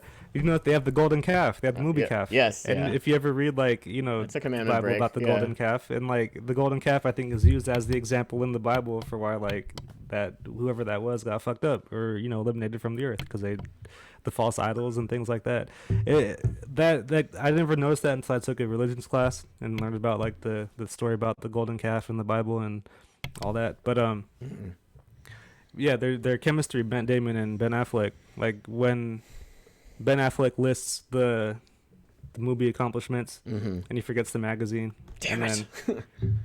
And then Matt Damon comes by, or I think is it Ben Affleck or no, it was Ben Affleck. So he goes back, I can't believe you forgot the magazine. Yeah. Like as he whispers it to him. That's to me, that's like the funniest thing because there's been times where you're with your friends and they have to do like or you're talking to someone and you walk by and you whisper something really like fucked up to them or an inside joke, and there's those little moments in that what about before that when he's carving the onion thing still, and he's like, "You may proceed, mon ami." He's like, "I'm sorry, my friend has a bit of a flair for the dramatic." All lines are currently down. Jesus, yeah, what else? But he does this thing. He looks at him. He's like, really? Did you just say that? Like, all right, I'll take it from here. The ride on the bus where they shoot the guy and he shoots the guy in the head. Yeah, he just goes on a killing spree, like he says in the beginning, because they want to take out all the sinners or whatever. They're still performing. He's still performing his job. They still want to do their angel stuff, even though. So Loki is the angel of death. Yeah. So Matt Damon plays Loki, the angel of death, and he's banished from heaven. So like on his way back, he just starts doing his job anyways because he's gonna get forgiven and go through. That's true. So, Jan, Silent Bob are in it. Yeah. This is one of my favorite like portrayals of them too. Like, yeah. I don't know if you ever read the book Chasing Dogma I that never, I leads never from got Chasing to. Amy to. Yeah, It's I pretty missed that good. one. It's a pretty good read. I don't know. I don't remember too much about it, but I have it. If you guys want to ever get into like this universe, I think that's a must read if you want to like connect certain things from Chasing Amy into Dogma. You need to get that. You need to read Chasing Dogma. Um, but yeah, Jay and Silent Bob's portrayal, they really like lead her to, I guess, what she needs to Yeah, do. Bethany, they live up to their prophets in every sense of the word. of course. Yeah. But I mean, there's too many jokes in that movie to quote Yeah, from them. we do that. We'd be at it all day if we did that shit. Yeah. But A few more points, I guess, would be Alanis Morissette is revealed as God herself. So like basically the movie just kind of gives them it gives you a whole bunch of things to think about, and it really shows that it's really based on your interpretation of whatever it is. That's what I think. That's what I'm getting from like the movie when I watch it, because they still think God's a guy, but it ends up being Alanis Morissette. But the voice of God is Alan Rickman. So it's all these like different things put into the movie, like and subversions. Yeah. right. And I think Kevin Smith really nailed his like Steven Spielberg plot with this movie, with the Ben Affleck blowing up at the end and that's true. shit like that. Oh yeah, there's probably a little bit of a Raiders hat tip. I didn't even think about that. The God playing skee ball, so with God wanting to like go to the earth every now and then, so he takes human form. So they don't kill the guy, they put him in a coma, so God can't escape the body. So that's clever. Why these angels do this shit. Jason Lee again. Fucking perfect. The golf clubs being blessed. Like it's just a lot of. It's actually really well thought out. There was this movie, that's the point. He put a lot of thought into this. There's so many different little nods here to the actual faith that I'm kind of lucky to have learned about. So I feel like if I didn't follow this, if I wasn't even like, you don't have to be Catholic or anything to necessarily appreciate the movie, but it helps. It helps if you know like the stories. If you've heard the stories before, it really helps, because it like, okay, this is just the next chapter in that line of stories, and that's kind of my interpretation of Dogma. So Bethany Christ. So that means Bethany's part black? Right. So Rufus, Christopher Rock plays the 13th apostle named Rufus, and he says Jesus was black. So he reveals to Bethany at some point in the movie that she's like the great times like 13 grandniece, of Jesus Christ. And she flips out, and the comedic relief is Jay saying, hitting the joint, blowing out the smoke, saying, so that would make Bethany part black. Which is just perfect. This is perfect comedic timing for almost everything in the film. Yeah, he does. Yeah, that's some of the best Jay lines are in this. He's like, oh, the voice of God. Where's the rest of them? Where the fuck is his head? What the fuck happened to his head? They said that was like his Daffy Duck moment. Like I was like, oh yeah, there are hella old Daffy Duck episode like Looney Tunes bits where he's just like losing his shit like that. If anyone is from this world, I suggest you close your ears right now. What? Like that shit. Everything about that movie, man. I can't think of a bad part. Nothing rubs me the wrong way about it. I think Alan Rickman is one of the secret sauces next to Chris Rock, for sure. And Jay and Silent Bob. They're two main characters. Like, they're a little main for me to say they're secret sauce characters. For sure. Like, they're there, absolutely. So yeah, and it's also the one that has the most like big name actors and stuff. Yeah, like, it does. Well, like in a more in like a actual like. I mean, the next movie is just like a cameo, like it's a fest. Cameo palooza. So I guess we can just transition to that. So this was my entry point. Let's do it. This is 2000. I'm very excited about this. Just even saying this movie out loud makes me smile. This is 2001's Jay and Silent Bob Strike Back. So Dogma, like Kevin Smith actually came under a lot of fire from like Catholic organizations and stuff when Dogma was coming out. Like, he got death threats and stuff like that. I bet. That's when you made it. Yeah. So he decided to make the least controversial movie possible. He just wanted to make like a fun, dumb road trip comedy, and that's exactly what he did. So this kind of builds off of, as we established, so Jay and Silent Bob have comic book characters that are based on them, but they find out that there's a movie being made, and they're not getting any money from it, and all these kids are making fun of them on the internet. So they find that the only logical thing for them to do is to venture from New Jersey to Hollywood to stop the movie from being made, and that's all you What need to the know. fuck is the internet? Oh my god, this movie! I saw this. Yeah. So I was at a family party or something like that in San Jose, and I was maybe about 11, 10 or 11. I was either in the 5th or 6th grade, and I was like kind of bored, and my cousin, who was a few years older than me, is like, "Oh, you want to come upstairs and watch a movie?" I'm like, "Yeah, sure, whatever. What are we watching?" But he shows me this movie, and it's just like the most cartoony, most like R-rated, foul-mouthed Comedy Central shit I'd ever seen in my life, and it just was like, it's just such like a nexus of 2001 wrapped up in a nutshell. It is. It really is. Yeah. You're right. My introduction to the movie was similar. I had a cousin a few years older than me. I don't know if he liked Dogma when he saw it. I don't remember really ever talking to him about it, but that's where we both knew the characters from. So I went over to his house one summer, and he had the illegal cable box, and he had taped Jay and Silent Bob off the pay-per-view, because I think it was still on pay-per-view at the time. I think this was 02, so I think it was still like available to buy on cable. So he taped it off of that. And yeah, same thing. Like, it was just, wow, this is an incredible, from the opening rap to like the end of the movie. It's just a barrel of laughs. It's just like, and like some of it doesn't age that great. No, not at all. But at the same time, it's just, we're just gonna go for the joke here, even if it's not great. But yeah, it's just so much I love about this movie. It's so memorable. It's so quotable. It's so memorable. So vulgar. It's like you almost can't believe that he was able to get away with some of it. I mean, you can say whatever the fuck you want, but it's so bad but so good. Like the humor is so immature. Yeah. But it's very well thought out. Like, again, it goes back to that banter. They use the word fuck 248 times. Okay. At an average of 2.38 fucks per minute. I could see that. Everyone's saying fuck in that movie. Yeah. But you can't have it any other way. If Jay is the main character, then like, how could you have it any other way? It has to be the most vulgar movie that you could think of.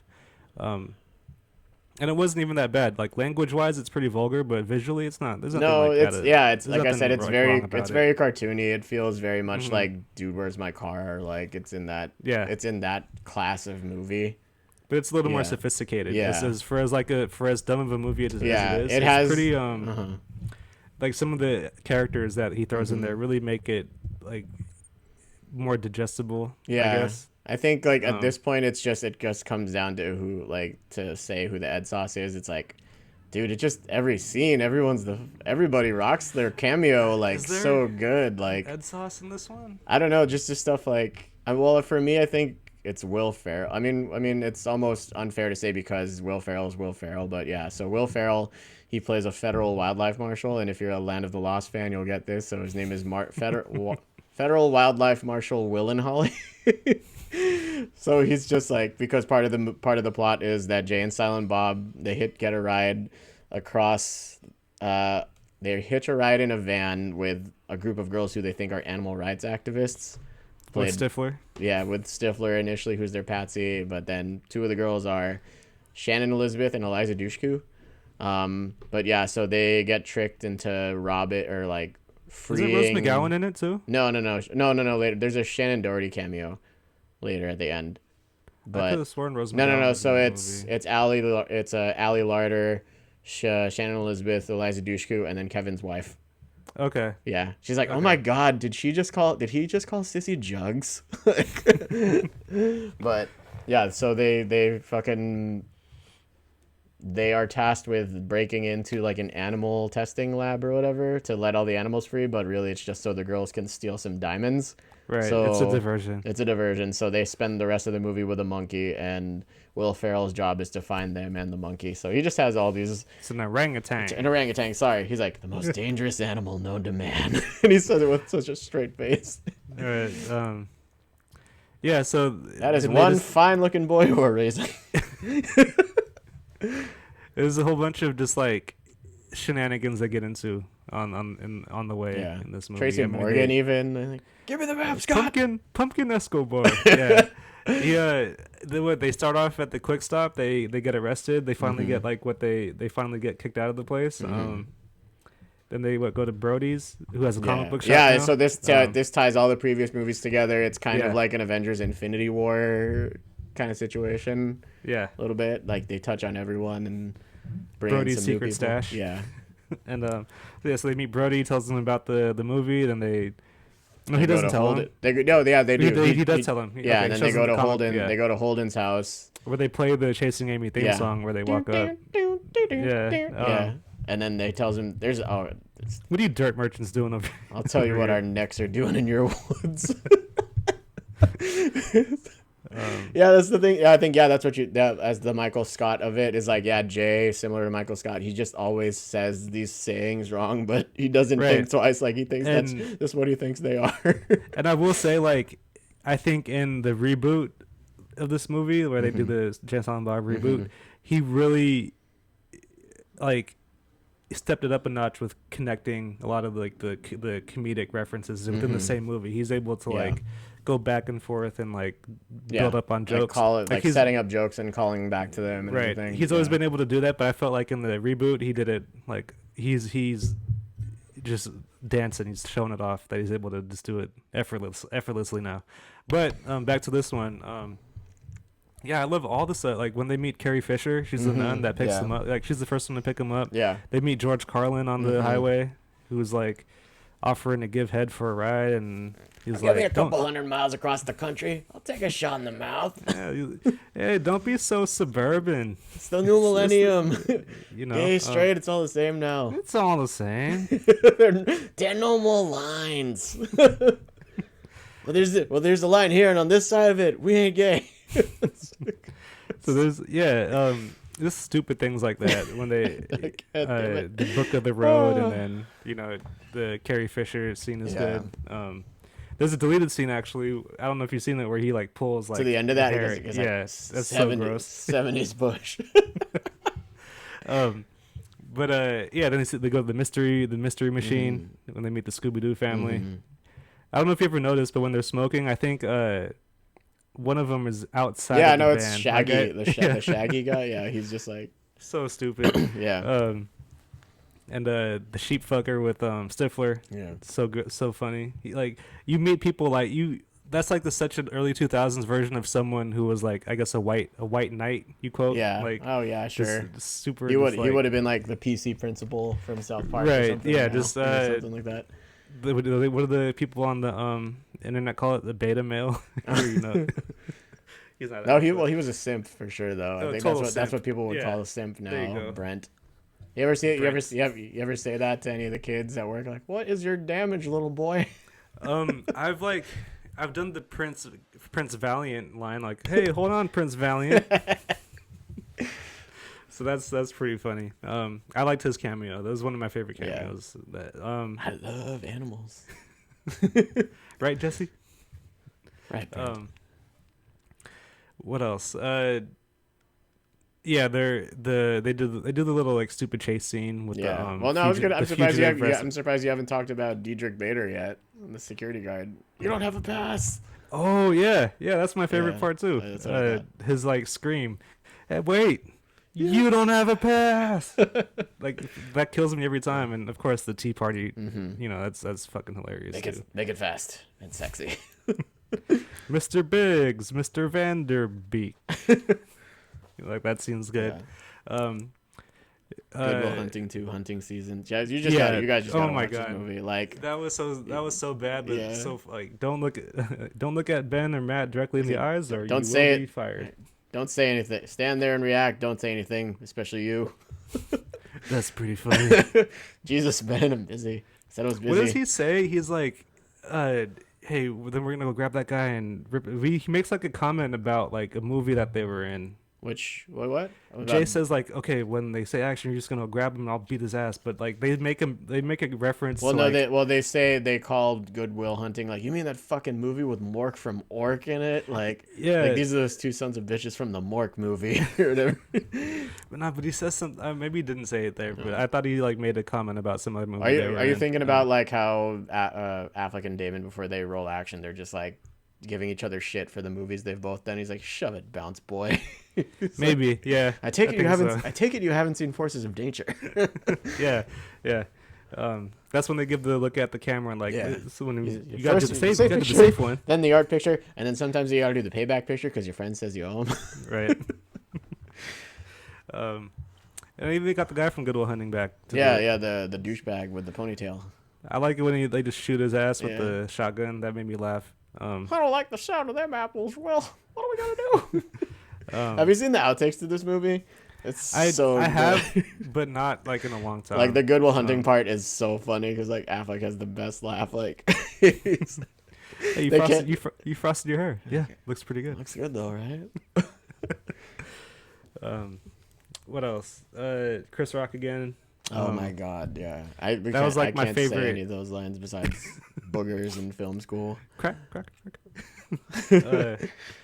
Yeah, Jamie Kennedy is like, just people who are. Yeah, that was a surprise. Like he was just there. Yeah, because he kind of blew up. That was before this, Jamie Kennedy experiment. Yeah. Okay, and it was definitely before. James Biggs or Jason Biggs, James Van Rieck. Yeah. Hey, jump, motherfucker. Yeah, I thought they used everyone really well. Yeah. I can't. As dumb as it was, like I can't say anything bad about it. Yeah, it's just so damn fun. It's just fun. It's fun and stupid, and before you have too much time to think about anything, you're just on to some other thing that's making you laugh. So Banky fucking Edward, just the guy we wanted to see. Like they bring everyone back. Like everyone's in the movie. Even like the Chasing Amy folks are in it. You got the mall. I think that's where the Shannon Doherty. Yeah. At the end, right? I don't know. Oh, the clerks were in it in the beginning. Yeah. And I think the opening line is like, "Are you even supposed to be here today?" Don't get me started. Oh, yeah, that's great. Yeah. So yeah, it's a fun one. Yeah. I don't watch it too often because it's like it's a little immature sometimes. I've seen this one the most probably. we watched it together one time, right? I don't know, maybe once. I think I came over and watched it. Yeah, that was fun. We had to have done that. Absolutely. Yeah. But yeah, this one's definitely one of the ones that like I don't watch it a lot, but it is one that I do like to rewatch when I do see it. And I think that's all I have for James. Yeah, and the thing Mark too Hamill, is like Cockknocker, absolutely, yeah. So, I'm sorry, what were you gonna say? So yeah, I think another thing too to just like, and again, this is all inside baseball, but like all throughout this period, like Jay, so the guy who played Jay actually had, like a drug and an alcohol problem. So like his weight really fluctuates between the movies, and even just how he looks, like his face looks really puffy. So I think like he was doing a lot of drinking. It was like, I think it was like heroin too at a certain point. Okay. So like a lot of these movies were sort of like, hey, you got to clean up so you can do this movie. Which then they kind of reference in the next one in Clerks 2 with like Jay and Bob actually having gone to rehab and being clean now. Like they'll still sell weed, but they won't smoke it anymore. Should read your Bible, sirs. They became Christians and stuff. So yeah, we're almost done. So Clerks 2, 2006. Dante and Randall, their store burns down. Turns out it's Randall's fault because he left the coffee pot on. Even though they thought it was terrorists first. It's so funny. He just opens the store and it's on flames. Yeah, it's on fire. And then they wind up working at a Movies fast food place. And, it's another day in the life of those two, but it's kind of about sort of like the specter of approaching middle age. And this is 10 years. This is 10 years later after the first one. Again, like wondering like where your life is going and what you've done with yourself. And, again, it seems like Randall friendship and stuff. I'm sorry. It seems like Dante hit the jackpot too. So he meets some woman that's played by Kevin Smith's wife, Emma. Yeah, and she's like heir to a car wash mogul a small car wash empire in Florida. Yeah, down in Florida, seems, he's set to move and take it over, and his life is looking like it's on the up and up, but he's still, he can't make that adjustment to shit comfortably again. So he's getting himself into a lot of shit, and he doesn't really want to move. I think he doesn't like. I don't think he says it right out, but he's not so sure that's what he wants. Yeah. And he has like a crush on his manager because they've hooked up already. It's Rosario Dawson. Right. So that's another reason why I don't like Dante, because around that time period, he's kind of a fuckboy. He's kind of a fuckboy. I had a thing for Rosario Dawson at the time, and I was like, man, fuck this guy, man. Yeah, he's a fuckboy with a chip on his shoulder. Yeah. But I do like this movie. It's not my favorite. It's probably my least favorite like Askewniverse movie, but it stuck with me so much because when it came out, I was already old enough to remember everything, and everything they referenced was in our time. So that's like our generation's all the Lord of the Rings criticisms and stuff, which have stuck with me more than I would care to admit. Yeah. The Mannequin Skywalker. The Transformers. Yeah, that's kind of wild. It's like, oh, this is like, and then like a year and a half later, or actually maybe even just I think it was, so this movie I think came out at the beginning or right before I started high school, and then the next summer the Transformers movie already was already he mentions out, it. So He's like, kind of weird that Hey Randall, did you know my my handle is like Optimus Prime or whatever, but they might have to pay me. Like I forget exactly. He's like, says, well, I'm in the best possible handle for when best possible position to have the best online handle when the movie comes out. And they have this kid that works with them named Elias, and he's just this like really sheltered, like innocent Christian kid, but Randall is like constantly like fucking with him the whole time. His mom even kisses him like when he gets out of the car. He's like, it's actually not even like determined how old he is, because you don't know if this is a weekend shift, you don't know if it's a daytime. Like he might be 25-year-old man-child. That's true. For all we know. That's true. Yeah. Like I think that's maybe what they were going for. He just looks so young, and he looked so relatable to like I was 06. Yeah, I was 15 years old, so I thought it was just like another guy from my school that was Elias, but he could have easily been 23, 24. That's true. At the, oh no, he says he's 19. He says he's 19. Okay. He's like, I don't remember that. He's like, why the fuck are you still kissing your mom? He's like, I'm 19. You wouldn't work for me on my birthday last week because you said working on my birthday would help me build character. Yeah. I think he might be the secret sauce for me. Yeah, absolutely. Totally. Just the Lister Fiend and the pillow pants stuff. Scene, One ring. Yeah. Like everything he does is just, even at the end, like as much as I don't like the donkey scene that much, it's still so memorable because of him. Yeah. So basically, he believes that he has a girlfriend, but he won't have sex with her because he believes there's a troll inside of her vagina that will bite off his penis if he has premarital sex. Just Randall's face as he's explaining it to him. Well, did you notice the music? Like, speaking of music, did you notice the music? Fucking the Shining thing. The the opening theme for The Shining. Yeah, I noticed that. Yeah, I was actually gonna bring that up when I was watching it too. I just forgot. I was like, hey, listen to this scene. I think it's from a Stephen King flick. Yeah, dude. It might have the most like laugh out loud funny stuff out of the like. I don't want to call it a franchise, but from the whole series of the Askewniverse movies, to me it might have the most laugh out loud worthy jokes. I would say the dialogue is the most refined here. Like, yes, they are like long speeches, but the guys they've at least matured. As I think they're better. They've lived into the characters more. They did the cartoon before this and stuff. Oh yeah, I forgot about that. Yeah, which is it's like, it just feels, again, it's just, you feel like this is the back and forth of two people who have spent way too much time together, and they have a shorthand. They have I guess I relate to that pretty heavily because there are definitely times where I have felt maybe a little overly dependent on my best friend and felt like insecure of him kind of like being kind of like left behind or left in the dust and stuff. So I kind of relate to that aspect of like Randall's arc. But also, like wondering if you're where you should be relative to how old you are. Like that's something I think like we can all really relate to, especially as like millennials. Like the expectations have changed so much about like where we're supposed to be and what we're supposed to be doing. And it kind of gives you a sense of like, this is not just me that's gone through this. I'm not the only one who feels this way. No matter how successful you are or Yeah. not, like I'm not in a position like Randall or Dante. Like I'm not working at a place like that. Nor do I, look down on people that do that. But it's not. We can't pretend that it's our ideal situation. And when he goes and does the go-kart, and he's just to let all that stuff go and get over it. There's plenty of things that we've done that like we've had to just get over something. We go do something we just used to enjoy all the time, whether we do it or we don't do it anymore, or we still do. Like if there's a batting cage open, I would like to go hit the ball if I was frustrated, if I was upset about something. Can't do that now because of everything's closed. But just like having that holding on to something that you I guess maybe what they were trying to portray in that, or just him.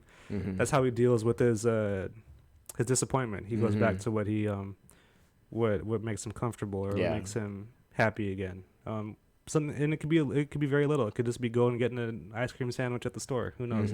But for him, it was go-karts. Now I really appreciated that scene because he's such an asshole, but he's like such a vulnerable. Oh yeah, I mean you didn't. Child. And he sells the fuck out of that monologue in the jail cell too. It's so.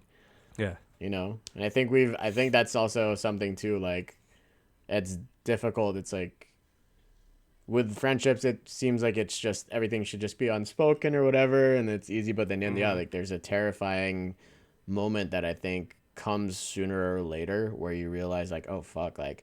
I gotta kind of put everything out on Front Street to this person who I've never really had to do this with before, and you never really know exactly how it's gonna be received, but you kind of just need to swing for the fence because you gotta just say, it's like the Chasing Amy scene with Ben, like pulling the car over and telling Alyssa that he loves her, but sometimes sometimes platonic love is even scarier to admit than romantic love. Sure, and I think like there's like a theme, like with Clerks, that misery loves company. Yeah, and these guys just like don't want to grow up, even though like they know it's better. Like both movies have really inflective and reflective, messages when they speak that they've really kind of thrown their life away for these little mediocre jobs, and they're just frustrated every day, and they look it.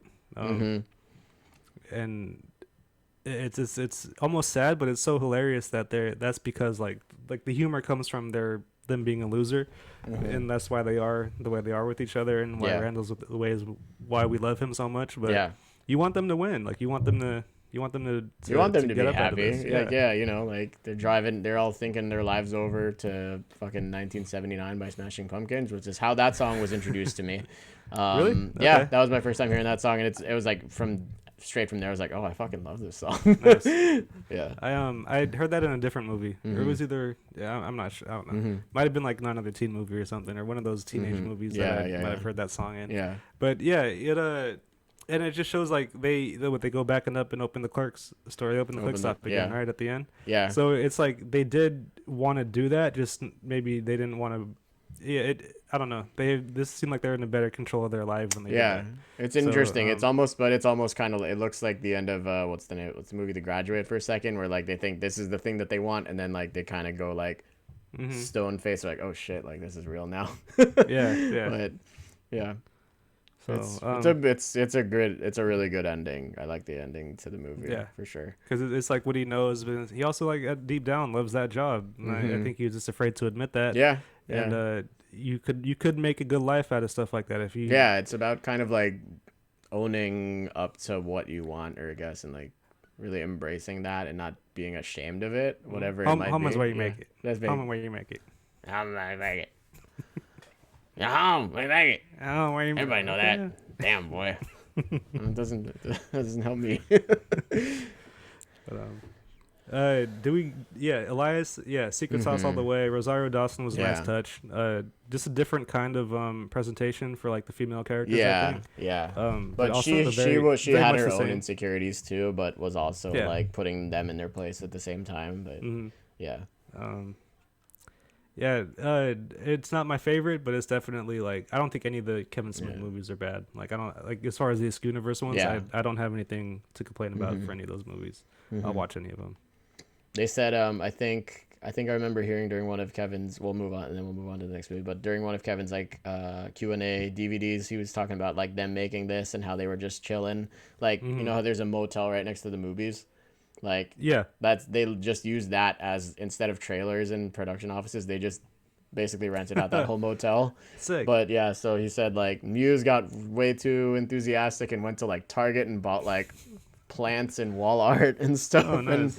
But he said he found it really, it was initially always feel really awkward being around Rosario Dawson because like Alexander had just come out and she has like a nude scene in that movie and stuff. Okay. So yeah, I just thought that was pretty funny.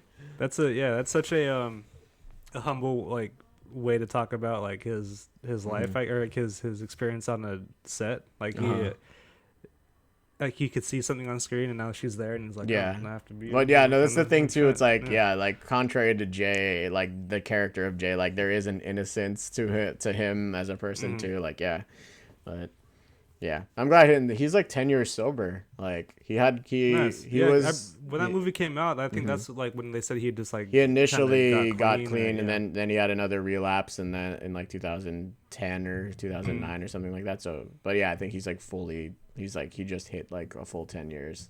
And I think he has a kid now, right? Yeah. And she was in the movie. She was in Reboot, which we will get to. Right, Amy, she plays Amy. Right fucking now. So yeah, this one it's funny to call it, but because it came out so recently. But yeah, the last movie is Jay and Silent Bob Reboot, which Jay and Silent Bob returned to Hollywood to stop a reboot of the Blunt Man and Chronic movie from getting made. I actually had the pleasure of seeing this in like a packed at the Fox Theater with hella Kevin Smith fans and. I wish you had been able to come last minute because it was so good. You did invite me to that, and I was just like so beat. Yeah, that like that was a work week I did not really like, and I think I had to stay late that night too. So I was so upset that I didn't get to see it, but I'm happy you got to go. It sounded like fun.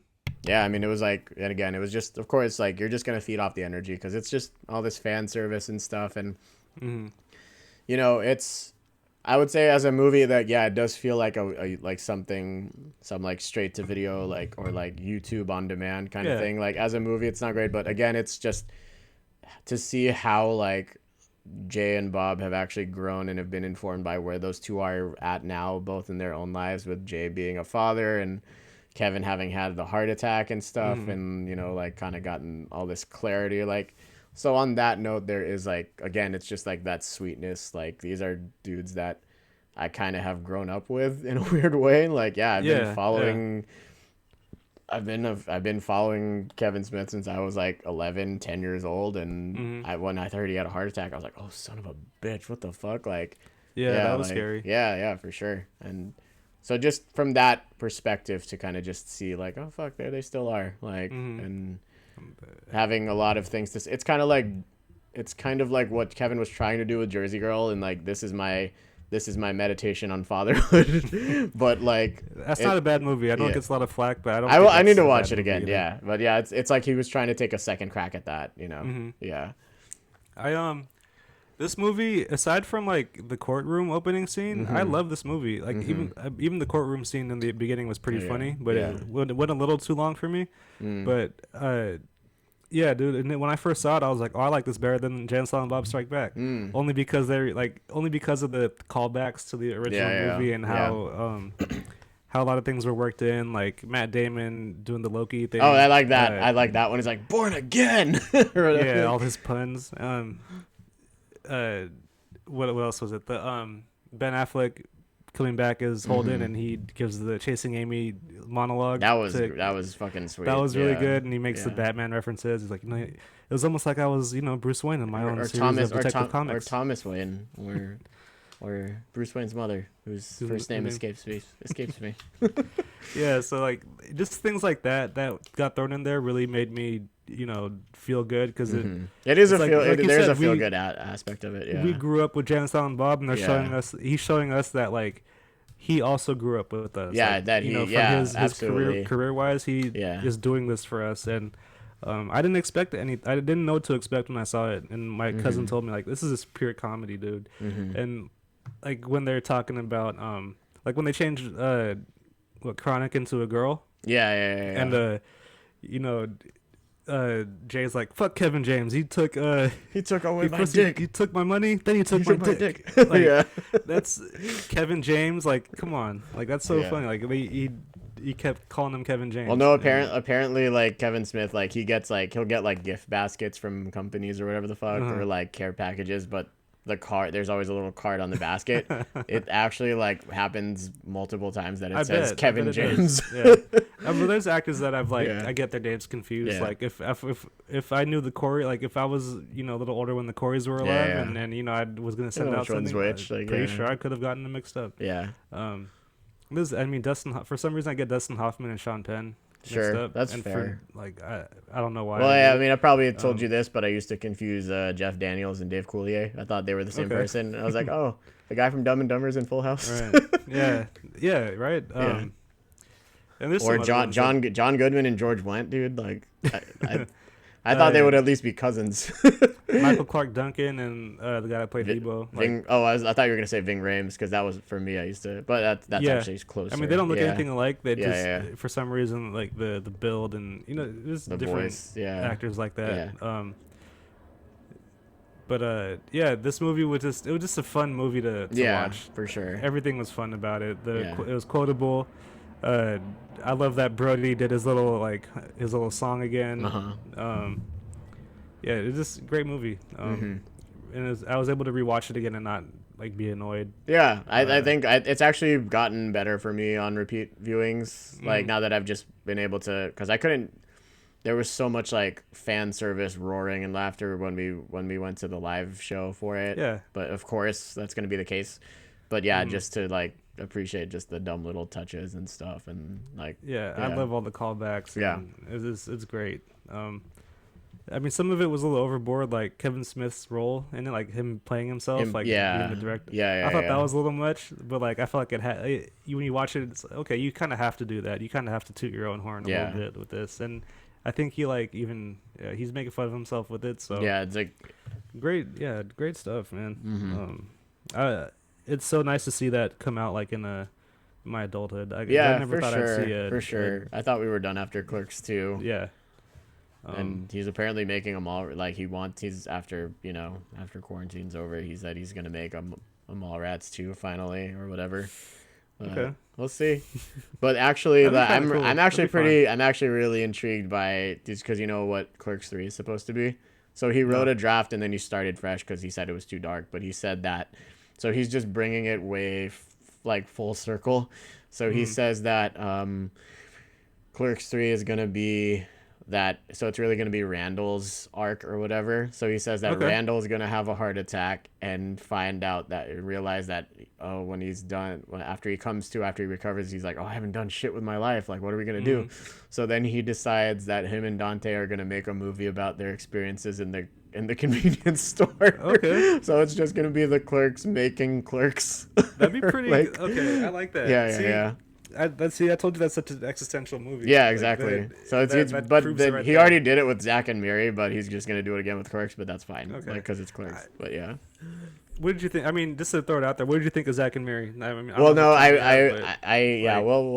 pretty much done, I think. So, but yeah, in terms of Zack and Miri, like I liked it for what it was, but then I think I remember. So again, as we're talking about like Kevin's place in sort of like his influence on like, American comedies and stuff like that. He said that, a lot of his movies were just about people talking or whatever, and just about dialogue and like people making references to stuff and shit. And like at a time when a lot of people weren't really doing that. And as we said, it was a time of just all these much more high concept, like cartoonish comedies and stuff. And then about 10 years later, 10 years post Clerks, we get 40-Year-Old Virgin, we get Knocked Up, and so like the Seth Rogen, Judd Apatow movies that they all say were very influenced. Like Seth Rogen said that Kevin Smith was a huge influence on him. Like, growing up. He couldn't not be. Yeah, absolutely. So the thing too is that he mentions Kevin talks about how he kind of made Zack and Miri out of a sense of wanting to stay relevant. Like, right, and you could kind of tell. Because you could tell he was trying to make a Judd Apatow movie, basically. Like, and I would argue that or a Seth Rogen movie, which is I really don't. Seth I Rogen's in don't it, think. I'm not sure. Like the Seth Rogen or Judd Apatow movies are as well written as the Kevin Smith movies, in well, my the thing is, opinion. most of those Like, are improv. Like, so much of it is improv yeah, too. So and that's the I thing. don't think like the stories are as like. I'm not to say that they're bad. I don't think they're as strong as something like Dogma or something like Chasing Amy Yeah. or even the idea of stopping a movie being made about you. Like, Yeah. I don't get that intention from those movies. But I mean, I guess that would be a conversation for another Yeah. another comparison or another show. But Yeah. yeah, it was a kind of a disappointment. But yeah, so I mean, there was parts of it like, you know, like, can I get a coffee? Black? Can't you see me talking? yeah. White? Like, Craig Robinson's fucking great. And Great that, fucking obviously, stuff but, in yeah. that movie. There's bits, but for sure, like, overall, it's like you can. I think he felt it too. Like, he wasn't happy with it. Like, right. there was he always talks about, he's a big hockey guy, so he talked about like Wayne Gretzky has some saying where he's like, you don't go where the puck, where is it? You got to go where the puck is gonna be, not where the puck is. So he said he was going where the puck was at the time, not where the puck's gonna be. Yeah. Yeah. And I'd like to see, like, I mean, he made Red. Did he make Red State? He did Red State, and That movie was fucking nuts. I like that movie Tusk. a lot. So Jesus Christ, Tusk. Yeah. yeah, so he's a very talented guy, and I'm glad that like he has his own universe. You know, like I'm glad that I know about it too. Yeah. Because it I wasn't feel like the most popular thing. I growing up. genuinely feel like I'm a better person having seen all these Yes. movies. Like, I wouldn't Yes. really know. Like, it has informed so much of like my sense of humor, and I guess like, or at least how I'm able to reflect on certain things and stuff now too. Like, now that I'm older and have experienced more, and I think my own brand of sort of like going through weird shit in my 20s and facing up to my own insecurity, like kind of coming to terms with my demons and my insecurities and stuff like that. Yeah. Right. I and just like for me as just overall like as a writer or music writer, just having someone that could write about their experiences like that, the just way he in terms does, of like a self-starter, and absolutely. taking himself totally out of it, even though it's all about him, kind of. There's not too many like in our generation, I think, or in our time. I don't know too many people that have like really touched me that way, like really gotten my attention as far as with their craft and their outlook on life through their craft. No, absolutely. This is a guy that I look up to so much, honestly. And I mean, he was a big influence. Like, I tried podcasting 5 years ago for the first time, and it was because of listening to him constantly. And and he always says that he's always said that it's like it's way easier to destroy than it is to create, but like creating is like lighting a candle instead of cursing the darkness or whatever the fuck. And just he's just a fucking just champion of like, especially now that Stan Lee is gone, like, and he's kind of like he's kind of bearing that torch of this like positivity through creation, and he's made a living. He's there's Stan Lee, and then there's Stan Lee the character, and then there's Kevin Smith, and then there's Kevin Smith the persona, and like he really I think he really has leaned super hard into that in the last like 10 years or so of his career. He's definitely he keeps growing. Yeah. Even though he dresses the same. He tends to now he wears his blazers now. He doesn't wear the coat anymore. I think the first time I've seen it, so I saw him Q&A but he wears times. the jorts. He does wear the jorts. But I've seen him, so the first time I saw him Q&A was at the Warfield in like 2009, and I think this was around the time he got kicked off the plane because he was too fat. Was that WonderCon when they were still doing WonderCon over there? Yeah, probably. No, this was just it was just part of his Q&A tour. So I think this was post Zack and Miri, and that's when he talked about like 2000 that whole bit. Okay, I got but you. yeah, like he just came out in what looked like a bathrobe, like one of those house robes like that you'd see someone's dad just wear all the time. Yeah. And then a Josh robe. And then the next time I saw him, that's when he went into the custom hockey jerseys all the time. And then I saw him in so that was at Comic-Con. And then I think the last time then after he dropped all the vegan weight, he started wearing this like 80s ass purple blazer. Pop chips. Yeah. So it's been kind of crazy to see just him in so many fashions. And I have a fucking picture with him too. Like I saw him with yoga hosers. I'll post Nice. that. I'll post that on the Instagram. But yeah, So yeah, fucking hell, like yeah, these movies are a huge part of my sensibility and my identity in certain respects. I definitely want to give a shout out to my cousin Brendan for just introducing me to all this shit. Yeah. Yeah. Nice. Yeah. Yeah, man. These movies will always stick with me. I own most of them. Same here. If I don't own them anymore, it's because I lost them. I would never, give any of them away for sure. So yeah, I'm with you, man. I grew up with these. I'm glad that he grew up with me as an audience member. Like, Yeah. I'm glad to have been in that. To be like, when you find things and you're kind of happy that no one else likes it because you think it makes it that much more special there's to you. more of an ownership to it. Yeah. Yeah. So I think these movies really were like that for me. Yeah. I had a couple friends that really liked it, but not too many. I think maybe 2 or 3 of my friends. You're one in of high like school 3 people I can talk about these movies with at there most, you go. and that's Right okay. Yeah, I could randomly just text you a quote from any of those films. I'm pretty sure like 99%. I'm sure you'll get it, and What's the count? I love that. I could do that. So Understand. Shut up. shut up. Yeah, I can't get enough of them. I need to go watch some more of it now. Yeah, I don't for want to sure. stop watching these movies at the moment. Absolutely. Maybe I'll read Chasing Dogma again. So I'll probably track down a copy. Yeah, it's pretty good. A little outrageous, but Sure. that's where like the Tim Burton thing happened from. Oh yeah. That's right. I thought that was like a phony story until I Yeah. actually read the book, and I'm like, okay, this did come out before Planet of the Apes. I'm not he's not tripping. So yeah, Kevin Smith. Yeah. All those movies are number 1. Thank you, man. You're fucking for personal Jesus. So thank you for that. So yeah, I think that'll about do it. So you can find, if you're finding us for the first time, we really appreciate it. We're on Instagram at two old souls pod, TOOSOULSPOD.